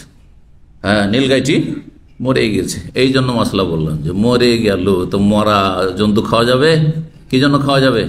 হ্যাঁ, রক্ত ঝরিয়েছে আর বিসমিল্লাহ বলবে, হ্যাঁ অস্ত্র ছেড়েছেন। মা আনহারাদ্দাম হাদিসে রয়েছে, শুনেন, মা আনহারাদ্দাম ওয়াজকেরা ইসমুল্লাহ আলী, যদি রক্ত ঝরিয়ে দেয়, হ্যাঁ আপনার ধারালো অস্ত্র রক্ত ঝরিয়ে দেয় আর আল্লাহর নাম উল্লেখ করা হয়, বিসমিল্লাহ, আর রক্ত ঝরে গেছে, যে কোনো জায়গায় শরীরে লেগেছে, তাহলে হালাল, ফকুলু, তাহলে খাও, নবী সাল্লাল্লাহু আলাইহি ওয়াসাল্লাম বলেছেন।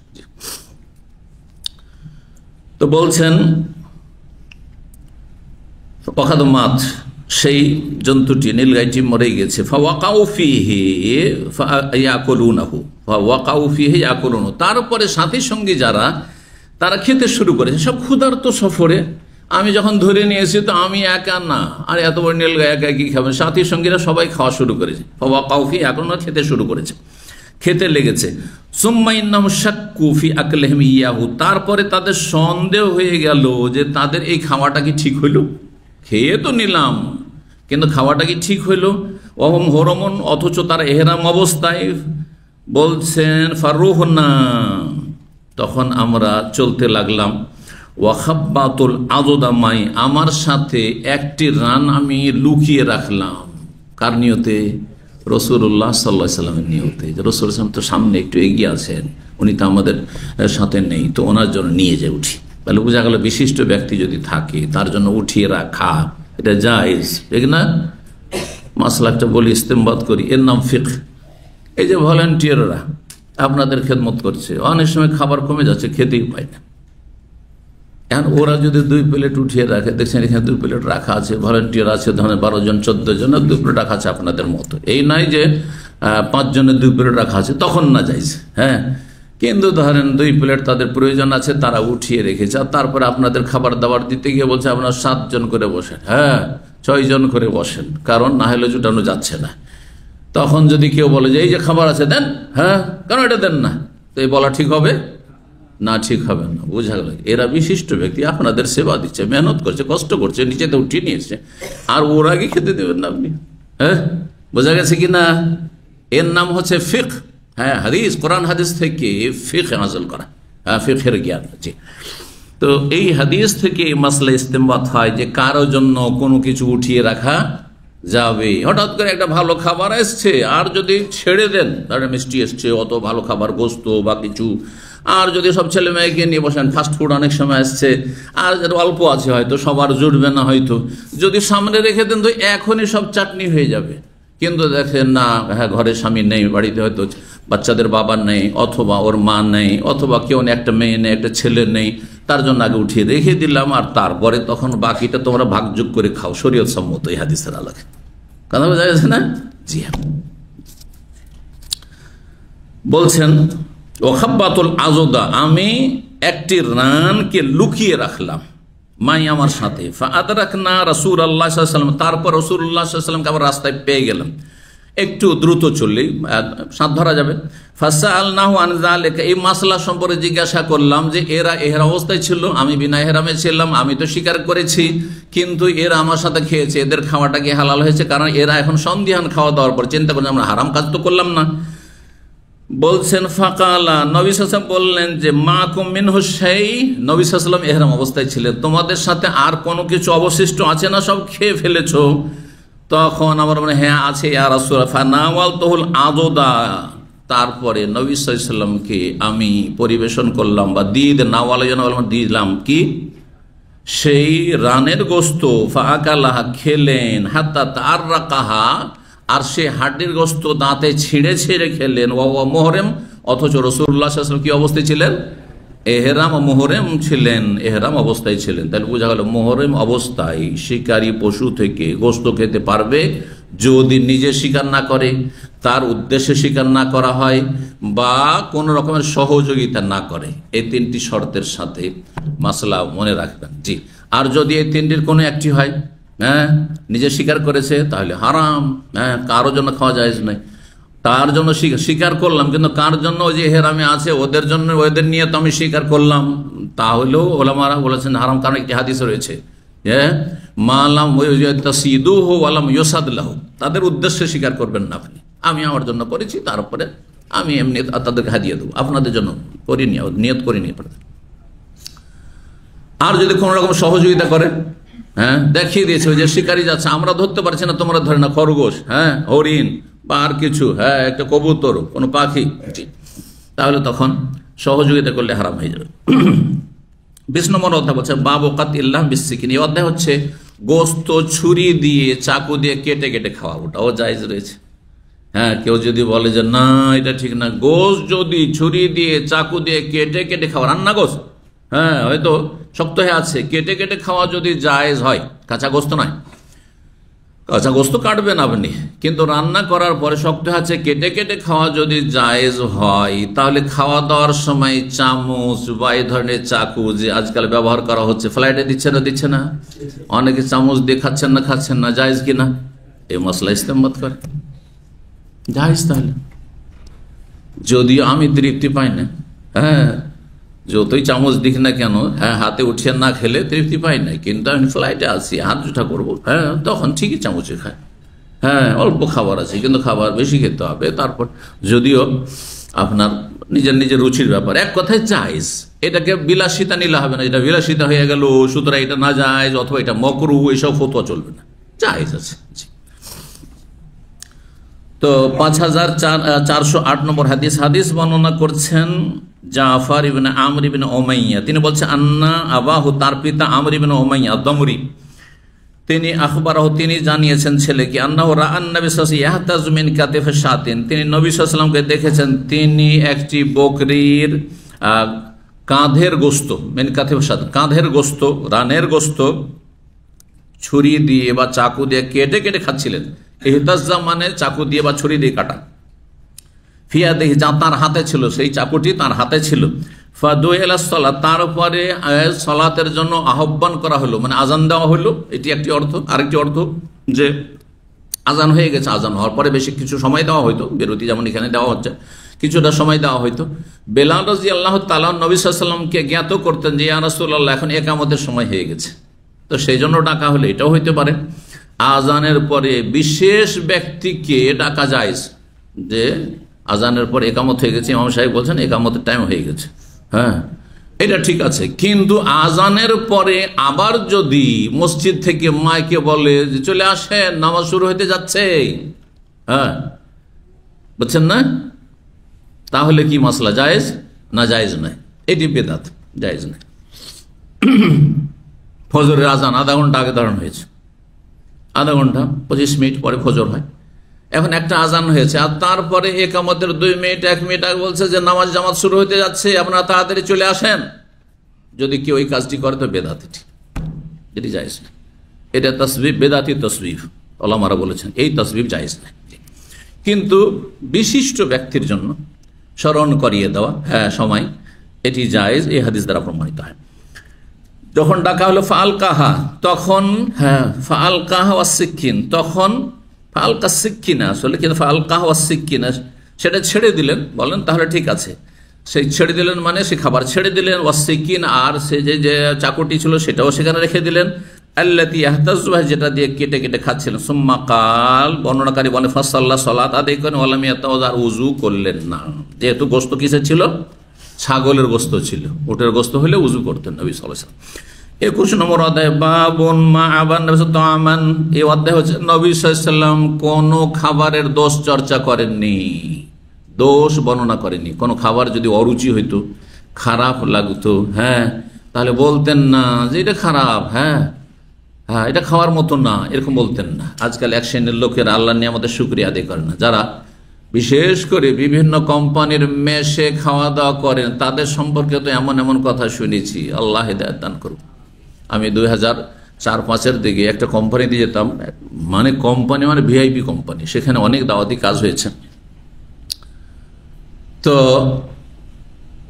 সেখানে একজন হাফেজ সাহেব, সে জাযাহুল্লাহ খাইর, দেশে চলে গেছেন, তিনি মাঝে মাঝে খুব অনুরোধ করতেন খাওয়ার জন্য, কিন্তু আমি খেতে চাইতাম না, কারণ বাচ্চাদের সাথে খেয়ে আমি তৃপ্তি বেশি পেতাম। ভাই খাওয়া দাওয়া করবো না, ভালো লাগতো না কোনো একা খেতে, কখনো তাও রাতের খাবার হবে। তো যাই হোক, তো তখন উনি বেঁধে দিতেন বাসায় এসে বাচ্চাদের সাথে যখন শরীর হয়ে খেতাম তো খুবই মজা লাগতো খাবার।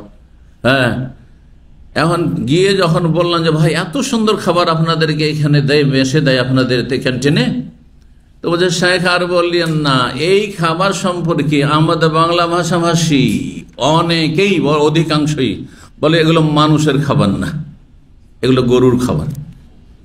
আর আমাকে এত ভালো লাগে, তাতে গোস্তও থাকে, কখনো কখনো মাছও থাকে, তাছাড়া সবজিও থাকে, আবার ডালও থাকে।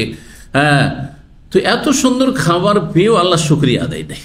চিন্তা করুন তো দেখি, আল্লাহ নিয়ামত ছিনিয়ে নেবেন, এইরকম লোকের আল্লাহ চাকরি ছিনিয়ে নেবেন, হ্যাঁ কর্মহীন করে দেবেন, রুজিতে বরকত কমিয়ে দেবেন। আল্লাহ শুকরিয়া আদায় করেন যে আপনার নিচে অনেকে আছে এই খাবার পায় না। এই নয় যে আমার বাসার চাইতে ভালো খাবার, কিন্তু আমার কাছে অনেক ভালো লেগেছে। আপনি বলবেন যে হয়তো আপনি একবার খেয়েছেন, তো একবার খেয়েছেন, যদি খারাপ হইতো তাহলে বলতে খারাপ খাবার, খাবার একটা মান একেবারে নিম্নের, তা তো না, যথেষ্ট মান আছে সেই খাবারের। জি জি, যদিও মানুষের স্বভাব হচ্ছে যে এক খাবার, তারপর একটু পরিবর্তন তো করা হয়, এই নয় যে ডেলি একই রকম খাবার থাকে, পরিবর্তন হয়। আজকে যে খাবার কালকে নেই, হয়তো আজকে যেটা আছে দুদিন পরে আছে। তারপর আল্লাহ শুকরিয়া আদায় করেন এক শ্রেণীর লোকেরা, না শুকর গুজার। আল্লাহ হিদায়াত দান করুন।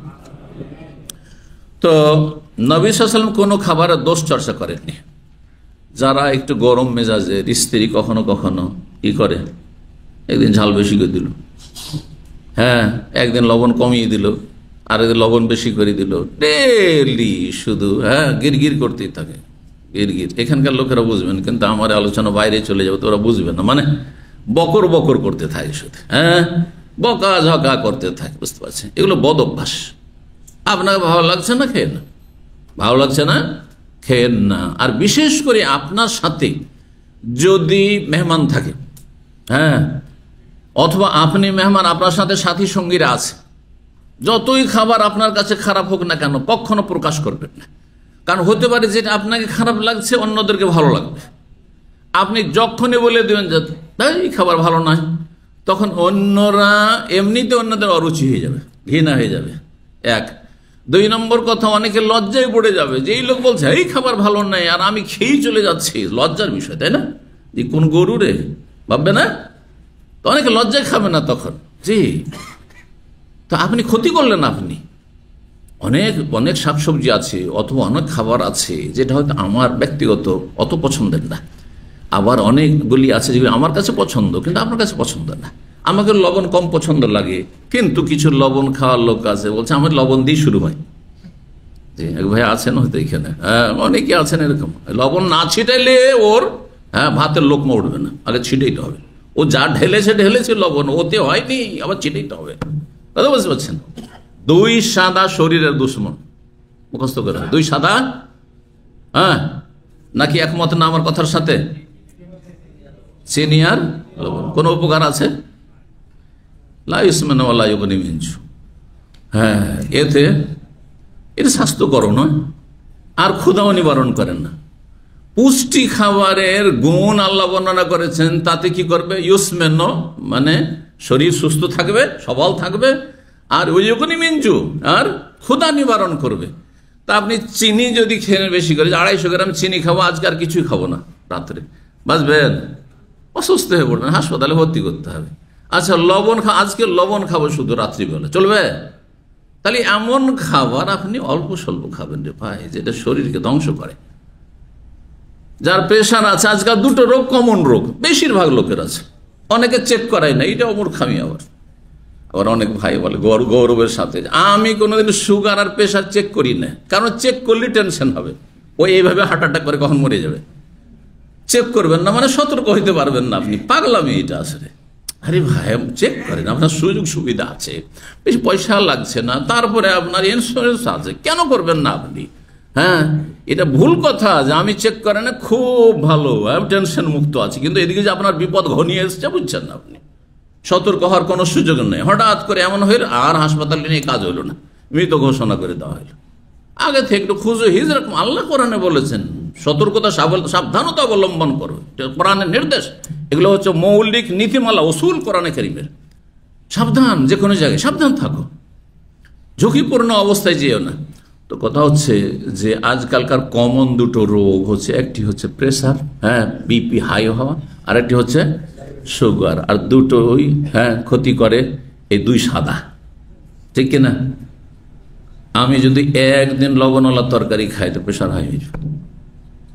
লবণ তরকারি এই জন্য খাই না, অভ্যাস করে নিয়েছি, বিষ লাগে আমাকে। চিনি আলহামদুলিল্লাহ সুগার নেই, কিন্তু চিনি এক সময় তো মিষ্টি ওই যারা সুন্নত মনে করে ওদের মতোই ধরে নেন। সুন্নত মনে করতাম না, কিন্তু এত ভালো লাগতো, কারণ এই বড় বড় গুড়ের চাকি হতো, 50 কিলো 40 কিলো গুড়ের চাকি হতো। আমার মামার বাড়িতে নানির ঘরে রাখা থাকতো। কখনো চাকু দিয়ে কেটে খেতাম, দাঁতে কামড় দিয়েও খেতাম ছোটকালে। এত নেশা ছিল গুড় খাবার, কথা বুঝতে পারছেন? মিষ্টি আর এই সব যেসব মিষ্টি জাতীয় খাবার খুব পছন্দের ছিল, কিন্তু কয়েক বছর থেকে সতর্কতামূলক খুব কমই খাই, কিন্তু অসুবিধা কিছু নেই। আমি খেলে যে অসুবিধা আছে তাও নেই, আলহামদুলিল্লাহ। খাই আমি, আবার খেজুর খাই, খেজুর খুবই বেশি খাই। একজন শেখ আমাকে বলছেন যে খেজুর তো আমার মূল খাদ্য, দামামি আছেন ওই শেখ, খুব বিজ্ঞ আলেম। তো সাথে মাঝে মাঝে উঠা বসা হয় ওনার মসজিদে। তো বলেন যে আমার তো মূল খাদ্যই হচ্ছে খেজুর, এখনও যারা পরিষ্কার মানুষ। তো আমি খেজুর নিয়মিত সকালবেলা খাই, প্রায় 3টা থেকে 7টা পর্যন্ত। 3টে খেজুর খেয়ে আসুন, নাস্তার কাজ করে আপনার। আর 7টা খেয়ে তো আমি সাহারি খেয়েছি, এই কয়েক বছরে 7টা খেজুর খেয়ে আমি সাহারি করেছি, সারাদিন রোজা রেখেছি। অন্য দিনে যেদিনে ভাত খেয়েছি, রুটি খেয়েছি, পরোটা খেয়েছি, তার চেয়ে অনেক বেশি সুস্থতা অনুভব করেছি এবং ভালো লেগেছে আমাকে, এনার্জি শরীরে থেকেছে। পরীক্ষিত জিনিস এগুলো, কিন্তু অভ্যাসের বিষয় রয়েছে। আপনি সব পেটের দিকে তাকান, যে পেটটা খালি হয়েছে, কিছু নাই রে, মায়া লাগছে পেটের উপর, তাই হবে? আপনি পুষ্টিকর খাবার খান। তো এই যে কথা বলছিলাম, যে লবণ আর আপনার এই চিনি, এগুলি খাবার পুষ্টিকর না, এগুলি হচ্ছে সহযোগী খাবার। মানে কোন একটা খাবার স্বাদ লাগবে না, সেজন্য একটু লবণ দিতে হবে, স্বাদ লাগবে না সেজন্য একটু মিষ্টি দিতে হবে, কখনো মিষ্টি কখনো লোনা, এই আর কি। তো চলেন, নবী সাল্লাল্লাহু আলাইহি ওয়াসাল্লাম কোনো খাবারের দোষ চর্চা করতেন না, বড় হিকমত রয়েছে। সাথী সঙ্গীরা খেতে চাইবে, আমি যদি দোষ চর্চা শুরু করি তো সবাই হাত উঠিয়ে নেবে, খাবে না। অনেক সময় ডালে গন্ধ হয়ে যায়, সবজিতে হয়তো একটু গন্ধ হয়ে গেছে, হালকা গন্ধ, এই একটা মশলা শিখে নেন, কারণ মশলা জরুরি। খাবারে যদি গন্ধ হয়ে যায় তো খাবারটা কি হারাম হয়ে যায় না হালাল থাকে না মকরু? এটা হুকুম জানতে হবে, কারণ অনেক সময় রেখেছেন খাবার আর তারপরে সেই খাবার একটু যেন বাস চলে এসছে, বাস বুঝেন, একটু গন্ধ যেন, তো সেটা যদি এত বেশি হয় যে সেটা শরীরের জন্য ক্ষতিকর, তাহলে খাবে না, খাওয়া জায়েজ নয় বলে আমার বলেছে। একেবারে দুর্গন্ধ পচে গেছে তাহলে হারাম, কারণ এটা শরীর ক্ষতি করবে, বড় ধরনের ক্ষতি করবে। কারো ক্ষতি হয় না সেটা ভিন্ন বিষয়, কিন্তু আসল হচ্ছে ক্ষতি করবে। আর যদি হালকা একটু গন্ধ এসছে, স্বাদটা পরিবর্তন হয়ে গেছে, অনেক সময় সবজি বা ডাল বা গোস্ত এরকম হয়, তো সেটা ফেলে দেবেন না, সেটা রুচি হলে খেয়ে নেবেন, অথবা আপনি না খেলে আর অন্যদের যাদের রুচি হবে তাদেরকে দিয়ে দেবেন, কারণ এতে কোনো ক্ষতি নেই এবং শরীয়তে কোনো বাধা নিষেধ নেই যে স্বাদ পরিবর্তন হলে বা একটু গন্ধ হইলে সেটা হারাম হয়ে যায়। জি, 5409 নম্বর হাদিস আবু হুরায়রা রাদিয়াল্লাহু তাআলা তিনি বলেন, মা আবান নবী নবী সাল্লাল্লাহু আলাইহি ওয়াসাল্লাম কোনো খাবারের কখনো দোষ চর্চা করেননি। ইনিশতাহাহু আকালাহু, পছন্দ লাগলে রুচি হলে খেয়ে ফেলতেন। ওয়াইন কারিহা, যদি অপছন্দ হইতো তারা কাহু তাহলে ছেড়ে দিতেন, হাত উঠিয়ে নিতেন, কিন্তু কোনো দোষ বলতেন না যেটা খাওয়া যাবে না, এটা ভালো না, তো এটা ভালো না। 22 নম্বর বাবুন নাফখি ফিশ শাইর, এই অধ্যায় হচ্ছে জব ফুঁক দেওয়া। জব পিষে নেওয়ার পরে বা ভেঙে নেওয়ার পরে আটাতে শুধু ফুঁক দিয়ে খোসাগুলিকে, ভুসিগুলিকে উড়িয়ে দিলেন, চালনি দিয়ে বা চালনি দিয়ে চাললেন না। জি, কি বলেন আপনারা? চালন বলেন না চালনি বলেন না চালনি বলেন? চালনি, চালন। জি জি, বিভিন্ন ভাষা বিভিন্ন অঞ্চলে আছে, সবগুলি আছে। যখন এটাই আসলো, আপনার ডাঁটার শাক বলেন না, কোন কোন অঞ্চলে এটাকে নাড়ির শাক বলে, মুয়ান্নাস স্ত্রীলিঙ্গ করে, ডাঁঠা মানে দাঁড়া, হ্যাঁ, আর ওইটা হচ্ছে কি দাঁড়ির শাক, দাঁড়ির শাক। এইরকমই বড়ি বুঝেন? বড়ি বুঝেন? কে বুঝেন দেখি হাত উঠে তো। বড়ি কিসের তৈরি হয়? কুমড়া আর মাসকাল আটা দিয়ে, মাশাআল্লাহ। এই বড়ি আমরা বলি বড়ি, কিন্তু পাবনা ঈশ্বরদের এক আমাদের বিশেষ ছাত্র ছিল, পুরনো ছাত্র ছিল মাশাআল্লাহ, ও একদিন বলছে যে শেখ আপনার জন্য বড়া নিয়ে এসছি। বড়া আবার কি জিনিস? হ্যাঁ ওইটাই বড়া, জি। মোজাক্কার আর মুয়ান্নাস স্ত্রীলিঙ্গ আর পুরুষলিঙ্গ করেছে, বড়া আর বড়ি, বুঝছেন না? এই হলো ব্যাপার। তো বলছেন আবু হাজিম তাবি আন্নাহু সাআলা সাহলান, সাহল ইবনে সাদকে তিনি জিজ্ঞাসা, হার রাআইতু ফি যাবিন নাকি, তোমরা কি নবী বা আপনারা কি নবী সাল্লাল্লাহু আলাইহি ওয়াসাল্লামের জামানায় ময়দার আটা দেখেছেন? নাকি মানে পরিষ্কার পরিচ্ছন্ন, একেবারে এমন ফ্রেশ করা হয়েছে যে ময়দার আটা, এক কথায় নাকি ময়দার আটা দেখেছেন? কালাল্লাহ, জীবনে ময়দার আটা দেখিনি আমরা, হ্যাঁ চোকাওয়ালা আটা দেখেছি, শুধু ওই ভুসি মিক্স। ফাকুল তো তখন আমি বললাম, আবু হাজম বলছেন, ফাহাল কুনতুম তানখুলুনা শাইরা, তাহলে কি আপনারা জবকে চালনে দিয়ে চালতেন না? কালাল্লাহ, জীবনে কখনো আমাদের এই যে চালনে দিয়ে বা চালন দিয়ে চালা এই অবস্থা ছিল না, অবস্থা ছিল না, এরকমের কোনো সিস্টেম ছিল না। ওয়ালা কিন্তু তাহলে কি করতাম? তাহলে জবে তো অনেক ভুসি থাকে, খাওয়া যাবে? যদি জবকে এমনি পিষে নিয়ে পুরোটাই খেয়ে নেয়, এত চোকা কি আর খাওয়া যায়? তো বলছে ওয়ালাকিন কুন্না নানফুকুহু, আমরা ভেঙে নেওয়ার পরে জব অথবা পিষে নেওয়ার পর তাতে ফু দিতাম, যে যতটা উড়লো উড়লো, বড় বড় যেগুলো ভুসি খোসা ওগুলো উড়ে গেল, আর বাকিটা খেলাম। এইটা আজকাল পুষ্টির খাবার বলা হচ্ছে। হ্যাঁ, বুর একবারে, যেমন বুর মানে একবারে চোকাওয়ালা হইলে আরো ভালো, দাম বেশি আবার, কথা বুঝতে পারছেন না? জি, এখন বুঝতে শিখেছেন। 1400 বছর আগের সেই খাবারের দিকে মানুষরা এখন ফিরে যাচ্ছে, নিজের স্বাস্থ্য সম্পর্কে সচেতন হওয়ার পরে। জি, 23 নম্বর অধ্যায় বলছেন, লম্বা হাদিস রয়েছে কিন্তু আমরা শেষ করিনি, সহজ হাদিসগুলো রয়েছে। এই অধ্যায় হচ্ছে বাবু মা কানান নবী সাল্লাল্লাহু আলাইহি ওয়াসাল্লাম ইয়াকুলুন। এই অধ্যায় হচ্ছে যে নবী সাল্লাল্লাহু আলাইহি ওয়াসাল্লাম সাহাবায়ে কেরামগণ কি খাবার খেতেন, তাদের যুগের প্রচলিত খাবারগুলি কি ছিল। ভাত ছিল, হ্যাঁ ছিল, হ্যাঁ এই রকমের তো রুটির ব্যবস্থা, গমের রুটি, হ্যাঁ, আর ডাল, হ্যাঁ, আর বিভিন্ন রকমের খাবার দাবার এসব ছিল না, সীমিত কিছু খাবার ছিল। কি খাবার ছিল দেখেন, প্রধান খাবার তাদের ছিল খেজুর আর পানি, খেজুর আর পানি, আর রুটি হইলে জবের রুটি, মাঝে মধ্যে কখনো যেমন গম, মাঝে মধ্যে কখনো হয়তো সামদেশ থেকে আসলে গম খেতে পেতেন। ভাতের নাম তো খুঁজেও পাওয়া যায় কথা। আল্লাহু আকবার, আল্লাহ শুকরিয়া আদায় করুন। 5411 নম্বর হাদিস, হাদিস বর্ণনা করেছেন আবু হুরায়রা রাদিয়াল্লাহু তাআলা আনহু, তিনি বলেন, কাসামান নবী ইয়াওমান বাইনা আসহাবি তামরান, নবী সাল্লাল্লাহু আলাইহি ওয়াসাল্লাম একদিন তার সাহাবায়ে কেরামদের মাঝে খেজুর ভাগ বন্টন করে দিলেন, সবাইকে কয়েকটা করে।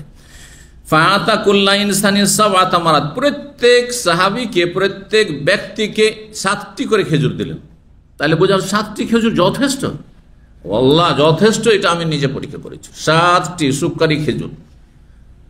আর সুক্কারি চাইতে দেখছি যে, আমি ইদানিং দেখছি যে রোতাবে বেশি শক্তি রয়েছে, এই জন্য রোতাব খেয়ে ইফতার করতে, সারাদিনের পরে রোতাব খেয়ে ইফতার করতে কেন 1 নম্বরে বলেছেন?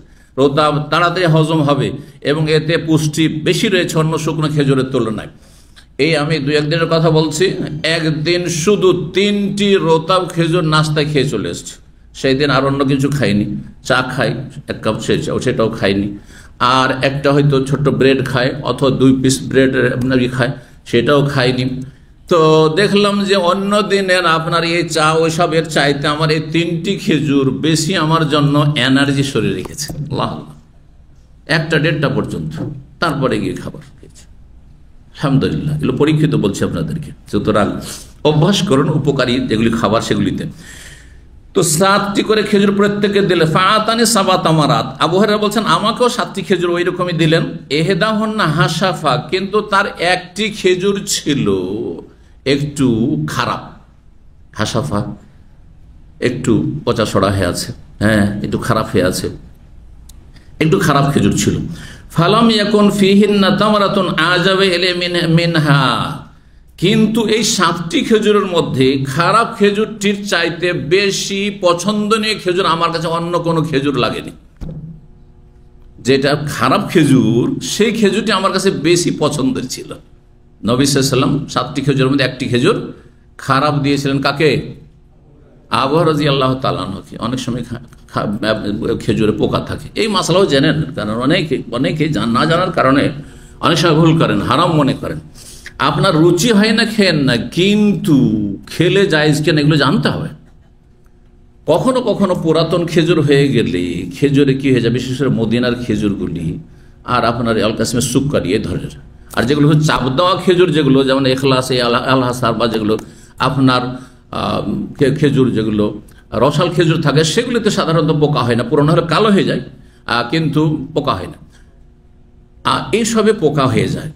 গত বছরের খেজুর এখন যদি কিনেন, আপনি আজওয়াই কিনেন, আর আপনি বা মদিনার অন্য বার্নি বা অন্য খেজুর কিনেন, অথবা সুক্কারি কাসিমের কিনেন, যেটাই কিনেন না কেন, তাতে সাধারণত পোকা হয়ে যাওয়া স্বাভাবিক। গত বছর না, তার আগের বার হলে তো পোকা অবশ্যই থাকবে। এটা জানলাম কি করে? মদিনায় থেকেছি, খেজুরের হোলসেল মার্কেট হারামের পাশেই ছিল, তো যেতাম। সবাই তো বেমান না, ভালো মানুষও আছে, তাই না? ভালো মানুষও আছে, কিন্তু যারা ব্যবসায়ী, তো খেজুর কিন্তু বেশিরভাগ পোকাওয়ালা খেজুর পেতাম, কোনটা খারাপ হয়ে যেত। তো একদিন একজন আফগানি পেলাম, জাযাকাল্লাহু খায়র, যুবক ছেলে, কিন্তু দাড়িওয়ালা মানুষ। তো ভাবলাম যে এর কাছে সত্যতা একটু জানি, যে আমি পোকা থেকে বাঁচবো কি করে, কারণ অরুচি হয়ে যায়। একটা পোকা দেখলে বাকি আর অন্যগুলো মানে নিতেই ভয় লাগে, যেন এটা অভ্যাস। তো জিজ্ঞেস করলাম যে আচ্ছা, আমি পোকা মুক্ত খেজুর কেমন করে বুঝবো? খেজুর তো সব দেখতে একই রকম, এইটাও আজও ওইটাও আজও, কিন্তু পোকা যেন না হয়, হ্যাঁ, কেমন করে বুঝবো? তো বললেন যে জিজ্ঞেস করবেন যে এই বছরের খেজুর কোনটা, অথবা আপনি দেখবেন এই খেজুরটা ফ্রেশ এই বছরে লাগছে কিনা। যদি নতুন খেজুর হয় তাহলে কখনো তাতে পোকা থাকবে না। আর গত বছর বা তার আগের বছরগুলির যদি খেজুর হয়, যতই কোয়ালিটি ভালো হোক না কেন, তাতে পোকা থাকা স্বাভাবিক। বুঝতে পেরেছেন? জি। তো পোকা যদি পেয়ে যান কোনো খেজুরে, তো সেই খেজুর খাওয়া জায়েজ কি না? উত্তর দেবেন আপনারা, মুফতি। হ্যাঁ, যে বলবে হাত তুলবে। হ্যাঁ, জায়েজ। আচ্ছা, এমনি গুলি ছুড়লেন। হ্যাঁ, আচ্ছা, পোকা ফেলে দিয়ে খাওয়া জায়েজ না পোকা সহ খাওয়া জায়েজ? এখন আরেক মাসলা। হ্যাঁ, ফেলে দিয়ে কে বলছে পোকা সহ খাওয়া যাবে না? হ্যাঁ, আচ্ছা, রুচি হয় না সেটা তো, কারো যদি গরু রুচি না হয়, হ্যাঁ, এই গন্ধের, হ্যাঁ, পাঁঠার গোস্ত অনেকে রুচি হয় না, তো বলে হারাম কত দিয়ে দেবেন নাকি? কথা বুঝতে পেরেছেন? ওটা ভিন্ন বিষয়। তো যদি পোকা থাকে, সাদা পোকা, এই যে সাদা পোকাগুলো থাকছে, দেখতে অরুচিকর, কিন্তু আপনি দেখলেন না, আপনি খেয়ে ফেললেন, আপনি জায়েজ কিনা? না হারাম খেয়ে ফেললেন? জায়েজ।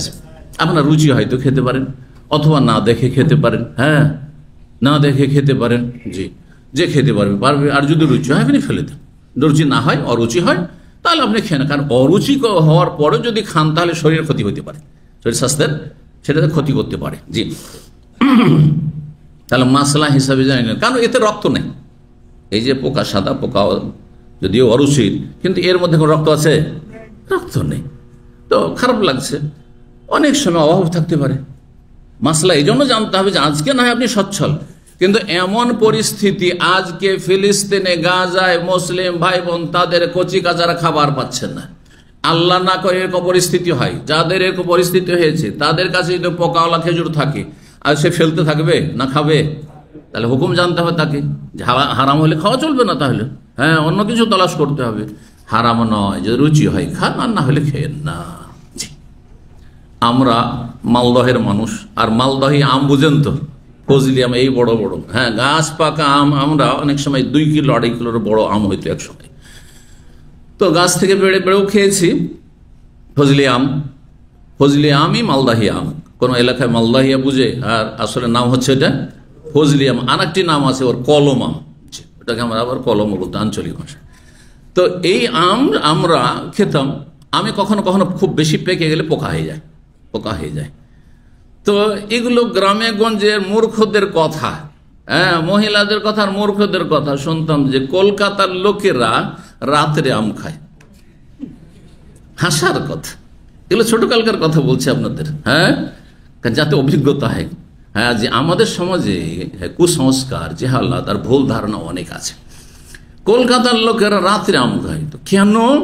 তো বলছে ওই যে আম বেশি পেকে এখান থেকে যেতে, মালদহ থেকে 300-350 কিলোমিটার কলকাতা যেতে যেতে আম পেকে পচে যায়, তখন ওতে পোকা হয়ে যায়। এখন পয়সা দিয়ে তারা তো আমাদের মতো ফ্রি আম খেতে পায় না, আমরা ফ্রি আম পাই, তারা তো ফ্রি খেতে পায় না, সুতরাং কিনতে হয়। তো কিনবে পয়সা দিয়ে আর ফেলে দিবে পোকা দেখে, এই জন্য রাত্রে খায় সব সহ। কথা বুঝতে পেরেছেন? এগুলো হাস্যকর গাল গল্প সমাজের। যাই হোক, কিছু আজকে গাল গল্প শুনিয়ে দিলাম, আল্লাহ মাফ করুন, কিন্তু উপকারের জন্য। যদি রুচি হয় আর সামান্য হয় খেতে পারেন, কিন্তু যদি খুব বেশি হয় অরুচি করে কখনো কোনো কিছু খাবেন না। জবরদস্তি, অনেক মূর্খ বাপ আছে, মা আছে, জবরদস্তি ছেলেকে খাওয়াবে, মেয়েকে খাওয়াবে, ও খেতে চাই না, সবজি খেতে চাই না, তুই খাবি না, ভাত থালা টেনে নিল, খাইতে হবে তোকে, তোর বাপকে খেতে হবে। আস্তাগফিরুল্লাহ। করে না, করে না, এগুলো ভুল। এই তরিকা, এটা তরবিয়তের তরিকা নয়। এ তো ছেলেমেয়েরা বিদ্রোহী হয়ে যাবে, হ্যাঁ, বিদ্বেষী হয়ে যাবে, বাপ মা বিদ্বেষী হয়ে যাবে, অভিভাবক বিদ্বেষী হয়ে যাবে, হ্যাঁ, হিতে বিপরীত হবে। কখনো করবেন না, আস্তে আস্তে অভ্যাস করেন, একটু একটু করে অভ্যাস করেন। যেটা খেতে চাই না জবরদস্তি করবে না। অনেক বাচ্চারা আছে, হয়তো ও চিকেন বেশি পছন্দ করে, গরু খেতে চাবে না, খাসি খেতে চাবে না, তুই খাবি না কেন, মাছ খেতে চাবে না, জবরদস্তি খেতে হবে। একটু একটু করে আস্তে আস্তে অভ্যাস করান, কারণ এটা তার শরীর স্বাস্থ্যের জন্য ক্ষতি করবে, তার মানসিক অবস্থার উপর কুপ্রভাব পড়বে, আপনি তার সব খারাপ করবেন আপনি। হ্যাঁ, এইরকম কাজ করবেন না। তরবিয়তের একটা তরিকা আছে, আল্লাহ যেন তৌফিক দান করেন। জি, জাযাকুমুল্লাহ খায়রান। তো বলছিলাম এই হাদিস কেন তাকে পছন্দ লেগেছিল সেই খারাপ খেজুরটি, তার খারাপ খেজুরটি শক্ত হয়েছিল, বেশি শক্ত ছিল। নরম ছিল যে 6টি খেজুর, নরম খেজুর তো তাড়াতাড়ি করে তিনি চিবিয়ে খেয়ে ফেলেছেন, তো পেটে চলে গেছে।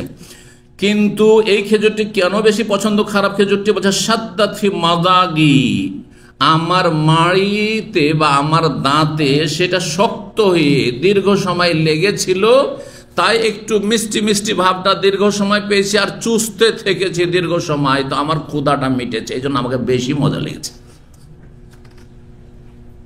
প্রচন্ড ক্ষুধার সময় যদি হাওয়াই লাড্ডু দেওয়া হয়, হাওয়াই লাড্ডু বুঝেন তো না, কারণ তো খেয়েছেন, তো মুখে দিতে দিতে শেষ, তো ভালো লাগবে, কিন্তু শক্ত জিনিস, একটু করে চুষতে আছেন যতক্ষণ ধরে। ছোট বাচ্চারা ওই আপনার চকলেট কেন অনেকক্ষণ ধরে চুষতে থাকে, কারণ ওতে একটা মজা আছে যে অনেকক্ষণ ধরে চুষছে থাকে। তো আবু হুরায়রার অবস্থা এরকম ছিল যে এত ক্ষুধা, যে ক্ষুধায় ওই শক্ত খেজুরটি, যেটা খারাপ খেজুর, ওইটা বেশি এই জন্য মজা লেগেছে যে ওতে আমার ক্ষুধাটা বেশি নিবারণ করেছে দীর্ঘক্ষণ। এই জন্য আস্তে ধীরে যারা খায় তাদের ক্ষুধা বেশি মিটে, আর যারা ধাই ধাই ধাই ধাই ধাই এক্সপ্রেস খায়, হ্যাঁ, তাদের খাই খাই মিটে না, পেট ভরে না, পেট ভরলে মন ভরে না, বেশি খেয়ে ফেলে। বেশি খাওয়ার পরেও তাদের মন ভরে না, আরো খেতে করে, আরো খেতে ইচ্ছা করে। কথা বলছেন না? তো এই জন্য আস্তে ধীরে খাবেন, এটি উপকারী।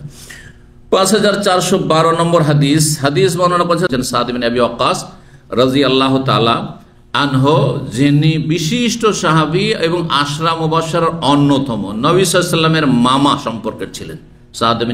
সাদ বিন আবি ওয়াক্কাস, তার আবু ওয়াক্কাসের নাম ছিল মালিক, এই জন্য কোন কোন রিওয়ায়াত বলেন সাদ বিন মালিক।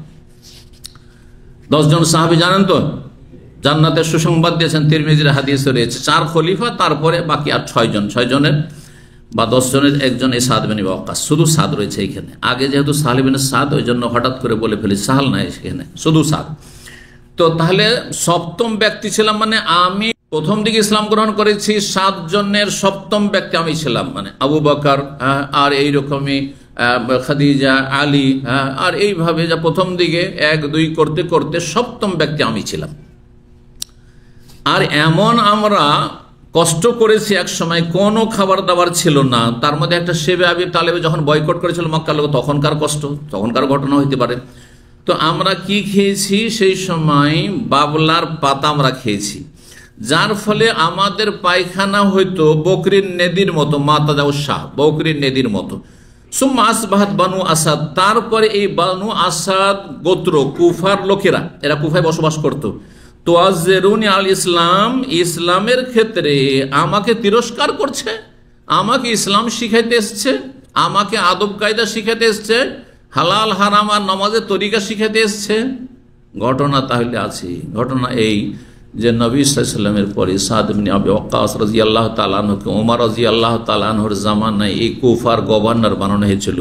আর তখনকার গভর্নর যারা আমির হইতেন শহরের, তারাই ইমামতি করতেন। কি করতেন? তারা ইমামতি করতেন।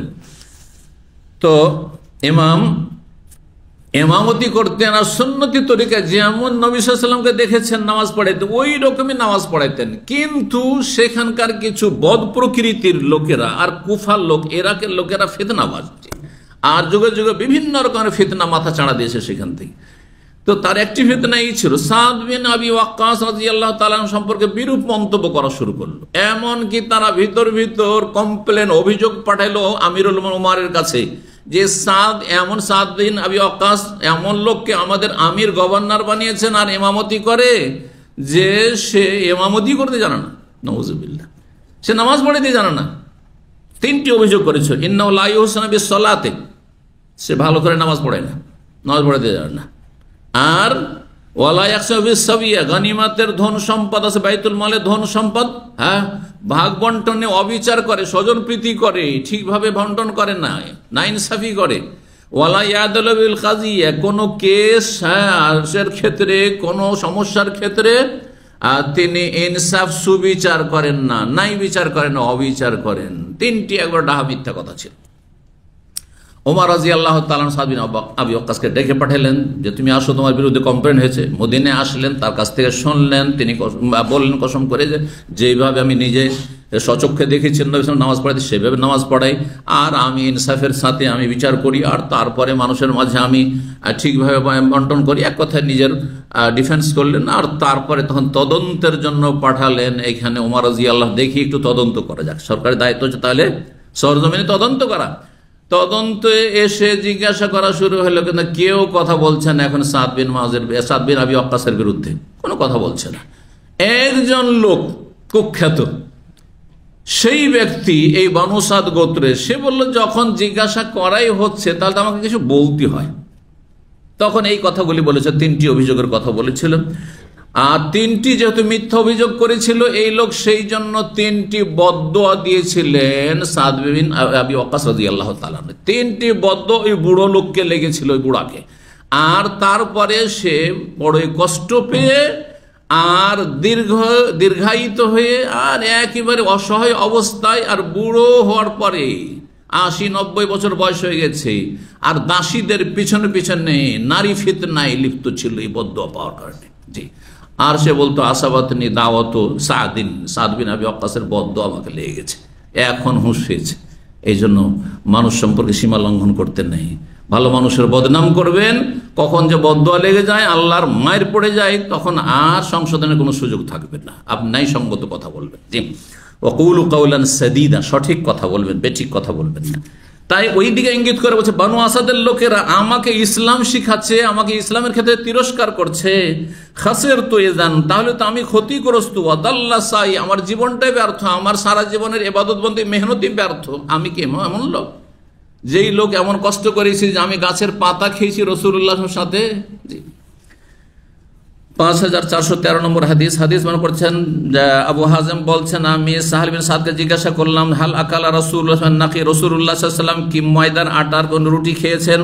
সাহাল বলেন, মা রা রাসূল নাকি, রাসূলুল্লাহ কখনো ময়দার আটাই দেখেননি। আল্লাহ, খাওয়া তো দূর কথা, ময়দার আটাই দেখেননি।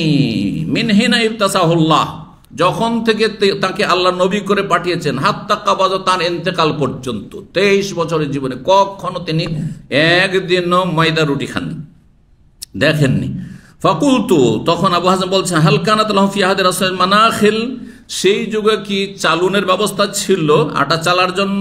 কালা না, মারা রাসূলুল্লাহ মুনখালান মিনহাইনা ইবতাসাহুল্লাহ হাত্তা কাবাজাহুল্লাহ, নবী সাল্লাল্লাহু আলাইহি ওয়াসাল্লাম যখন থেকে নবী হয়েছেন তখন থেকে শুরু করে তার ইন্তেকাল পর্যন্ত কোনদিন কোন সাহাবীর ঘরে কখনো নবী সাল্লাল্লাহু আলাইহি ওয়াসাল্লাম চালুন দেখেননি। মানে চালুনের ব্যবহারই ছিল না যে আটা চেলে খেতে হবে। জি, বলছেন তারপরে কালা কুলতু কাইফা কুনতুম তাকুলুনা শাইর গায়রা মানখুল, তাহলে বিনা চালা এই জবের আটা এত চোকা ভুসি সহ কেমন করে আপনারা খেতেন? তাহলে কেমন করে খেতেন? এত চোকা কি আর খাওয়া যায়? কালা, তখন বলছেন সাহাল, কন্যা নাথানহু, আমরা পিষে নিতাম বা ভেঙে নিতাম। আর এই জন্য আপনার এই যে যেখানে করে পিষা হয়, মশলা পিষা বা আটা পিষা হয়, এগুলোকে মিথানা বলে, মিথানা। তো বলছেন কন্যা নাথানু, আমরা পিষে নিতাম, ওয়ানান ফখু, আর তারপরে সেটাকে ফু দিতাম, ফায়াতির মা, তার যতটা ভুসিগুলো উড়ে যেত, ওয়ামা বাকি, আর যেটা থেকে যেত আটার সাথে চোকা, সাররাইনা, সেটাকে আমরা সেনে নিয়ে ফাকালনাহ, খেয়ে নিতাম, ছাতুর আকারে না হয় রুটির আকারে খেয়ে নিতাম। আল্লাহু আকবার। কথা লম্বা হয়ে যাচ্ছে, আর দু একটি হাদিস যেহেতু থেকে গেছে অধ্যায়টি শেষ করে নি। 5414 নম্বর হাদিস বর্ণনা করছেন, হাদিসগুলি এর আগে হয়ে গেছে। আবু হুরায়রা বলছেন, আন্নাহু মাররা বিকওমিন বাইনা আইদিহিম শাতুন মাসলিয়া, আবু হুরায়রা একবার অতিক্রম করলেন এমন এক দল লোকের পাশ হয়ে যাদের সামনে একটি ভুনা বকরি রাখা ছিল। তারা ভুনা গোটা একটা বকরি খাচ্ছে, যেমন আরবরা গোটা বকরি খায়। তারা দাওয়াত দিলেন কাকে? আবু হুরায়রাকে, যে আসেন খাওয়া দাওয়া করেন। ফাআবা, তিনি অস্বীকার করলেন, না আমি খাবো না। আইয়াকলা, খেতে অস্বীকার করলেন। আর বলেন, খারাজা রাসূলুল্লাহ মিনাদ দুনিয়া, রাসূলুল্লাহ সাল্লাল্লাহু আলাইহি ওয়াসাল্লাম দুনিয়া থেকে চলে গেছেন। ওয়ালাম ইয়াশবা মিনাল খুবজিশ শাইর, জবের রুটি, শুকনো রুটি খেয়ে কখনো পরিতৃপ্ত হননি, মানে পেট পুরে, কখন পেট ভরে জবের রুটিটা পাননি। আর আমি তোমাদের সাথে ভুনা গোস্ত খাবো? ভুনা গোস্ত খাবো না, কখনো খাবো না। জি, ভালো খাবার পেয়ে অনেক সাহাবী ছেড়ে দিতেন আর কাঁদতে শুরু করতেন যে হায় রে, এত অঢেল নিয়ামত এখন এসেছে, একসময় আমাদের খাবারের কোনো কিছু ছিল না, নবী সাল্লাল্লাহু আলাইহি ওয়াসাল্লাম পাননি, আর আজকে এসব বিলাসিতার খাবার খাবো। 5415 নম্বর হাদিস বর্ণনা করছে আনাস বিন মালিক বলছে, মা কালান নবী সাল্লাল্লাহু আলাইহি ওয়াসাল্লাম আলা খেওয়ানি, নবী সাল্লাল্লাহু আলাইহি ওয়াসাল্লাম কখনো উঁচা টেবিলে, বা উঁচা টেবিল, অনেক সময় সোফার সামনে যে ছোট টেবিলগুলো থাকে সেটাও হোক, উঁচা জায়গায় উঁচা টেবিলে কখনো খাওয়া দাওয়া করেননি। ওয়ালাফি শুকুর রোজাতিন, আর ছোট ছোট আপনার পেয়ালাতে কখনো খাওয়া দাওয়া করেননি, আলাদা আলাদা যে প্লেট অথবা পেয়ালা, এগুলোতে খাওয়া দাওয়া করেননি। ওয়ালা খুবেজ আলাহ মোরাক্কাক, নবী সাল্লাল্লাহু আলাইহি ওয়াসাল্লামের জন্য কখনো চাপাতির রুটি তৈরি করা হয়নি, যে চিকন পাতলা রুটি খাচ্ছেন। কুলতু লিকাতাদা, তখন কাতাদাকে জিজ্ঞেস করলাম, ইউনুস বলছেন, আলামা ইয়াকুনু, তাহলে তারা কি খেতেন নবী সাল্লাল্লাহু, সাহাবায়ে কেরাম, নবী আলা সুফারে, বা কোথায় খেতেন? আলামা ইয়াকুন, কিসের উপরে রেখে খেতেন খাবার? আলা সুফারে, দস্তরখানের উপর। এই যে সুফরা বলছেন, আপনার বলছেন না, সুফরা জমা হচ্ছে সুফার। একটি হাদিস 5416 নম্বর হাদিস, মা আয়েশা রাদিয়াল্লাহু তাআলা আনহা বলেন, তিনি বলছেন যে, মা সাবে আলু মুহাম্মাদিন মুনযু কাদিমাল মদিনাতা মিন তামিল বুররে সালাসা লায়ালিন তিবান হাত্তা কবিজা, মুহাম্মদ সাল্লাল্লাহু আলাইহি ওয়াসাল্লামের পরিবারের লোকেরা, আমরা যখন থেকে নবী সাল্লাল্লাহু আলাইহি ওয়াসাল্লাম মদিনা এসেছেন, কখনো গমের রুটি পর পর, একাধারে 3 দিন পর্যন্ত খেয়েছেন, এমনটা হয়নি। হাত্তা কবিজা, নবী সাল্লাল্লাহু ইন্তেকাল পর্যন্ত, অর্থাৎ পরপর 3 দিন, এক নাগাড়ে, আজকেও গমের রুটি, কালকেও গমের রুটি, পরশু দিনও গমের রুটি, এমন জীবনে কখনো নসিব হয়নি রাসূলুল্লাহ সাল্লাল্লাহু আলাইহি ওয়াসাল্লাম এবং তার পরিবার পরিজনের জন্য। এই ছিল নবী সাল্লাল্লাহু আলাইহি ওয়াসাল্লামের জীবন, আর তাতেই ছিল শান্তি। আল্লাহ যেন আমাদেরকে শান্তি দান করেন, পরিতুষ্টি দান করেন, আল্লাহর নিয়ামতের শুকরিয়া আদায়ের তৌফিক দান করেন। ওয়া জাযাকুমুল্লাহু খাইরান, ওয়া সাল্লাল্লাহু ওয়া সাল্লাম আলা মুহাম্মদ ওয়া আলা আলিহি ওয়া সাহবিহি আজমাইন।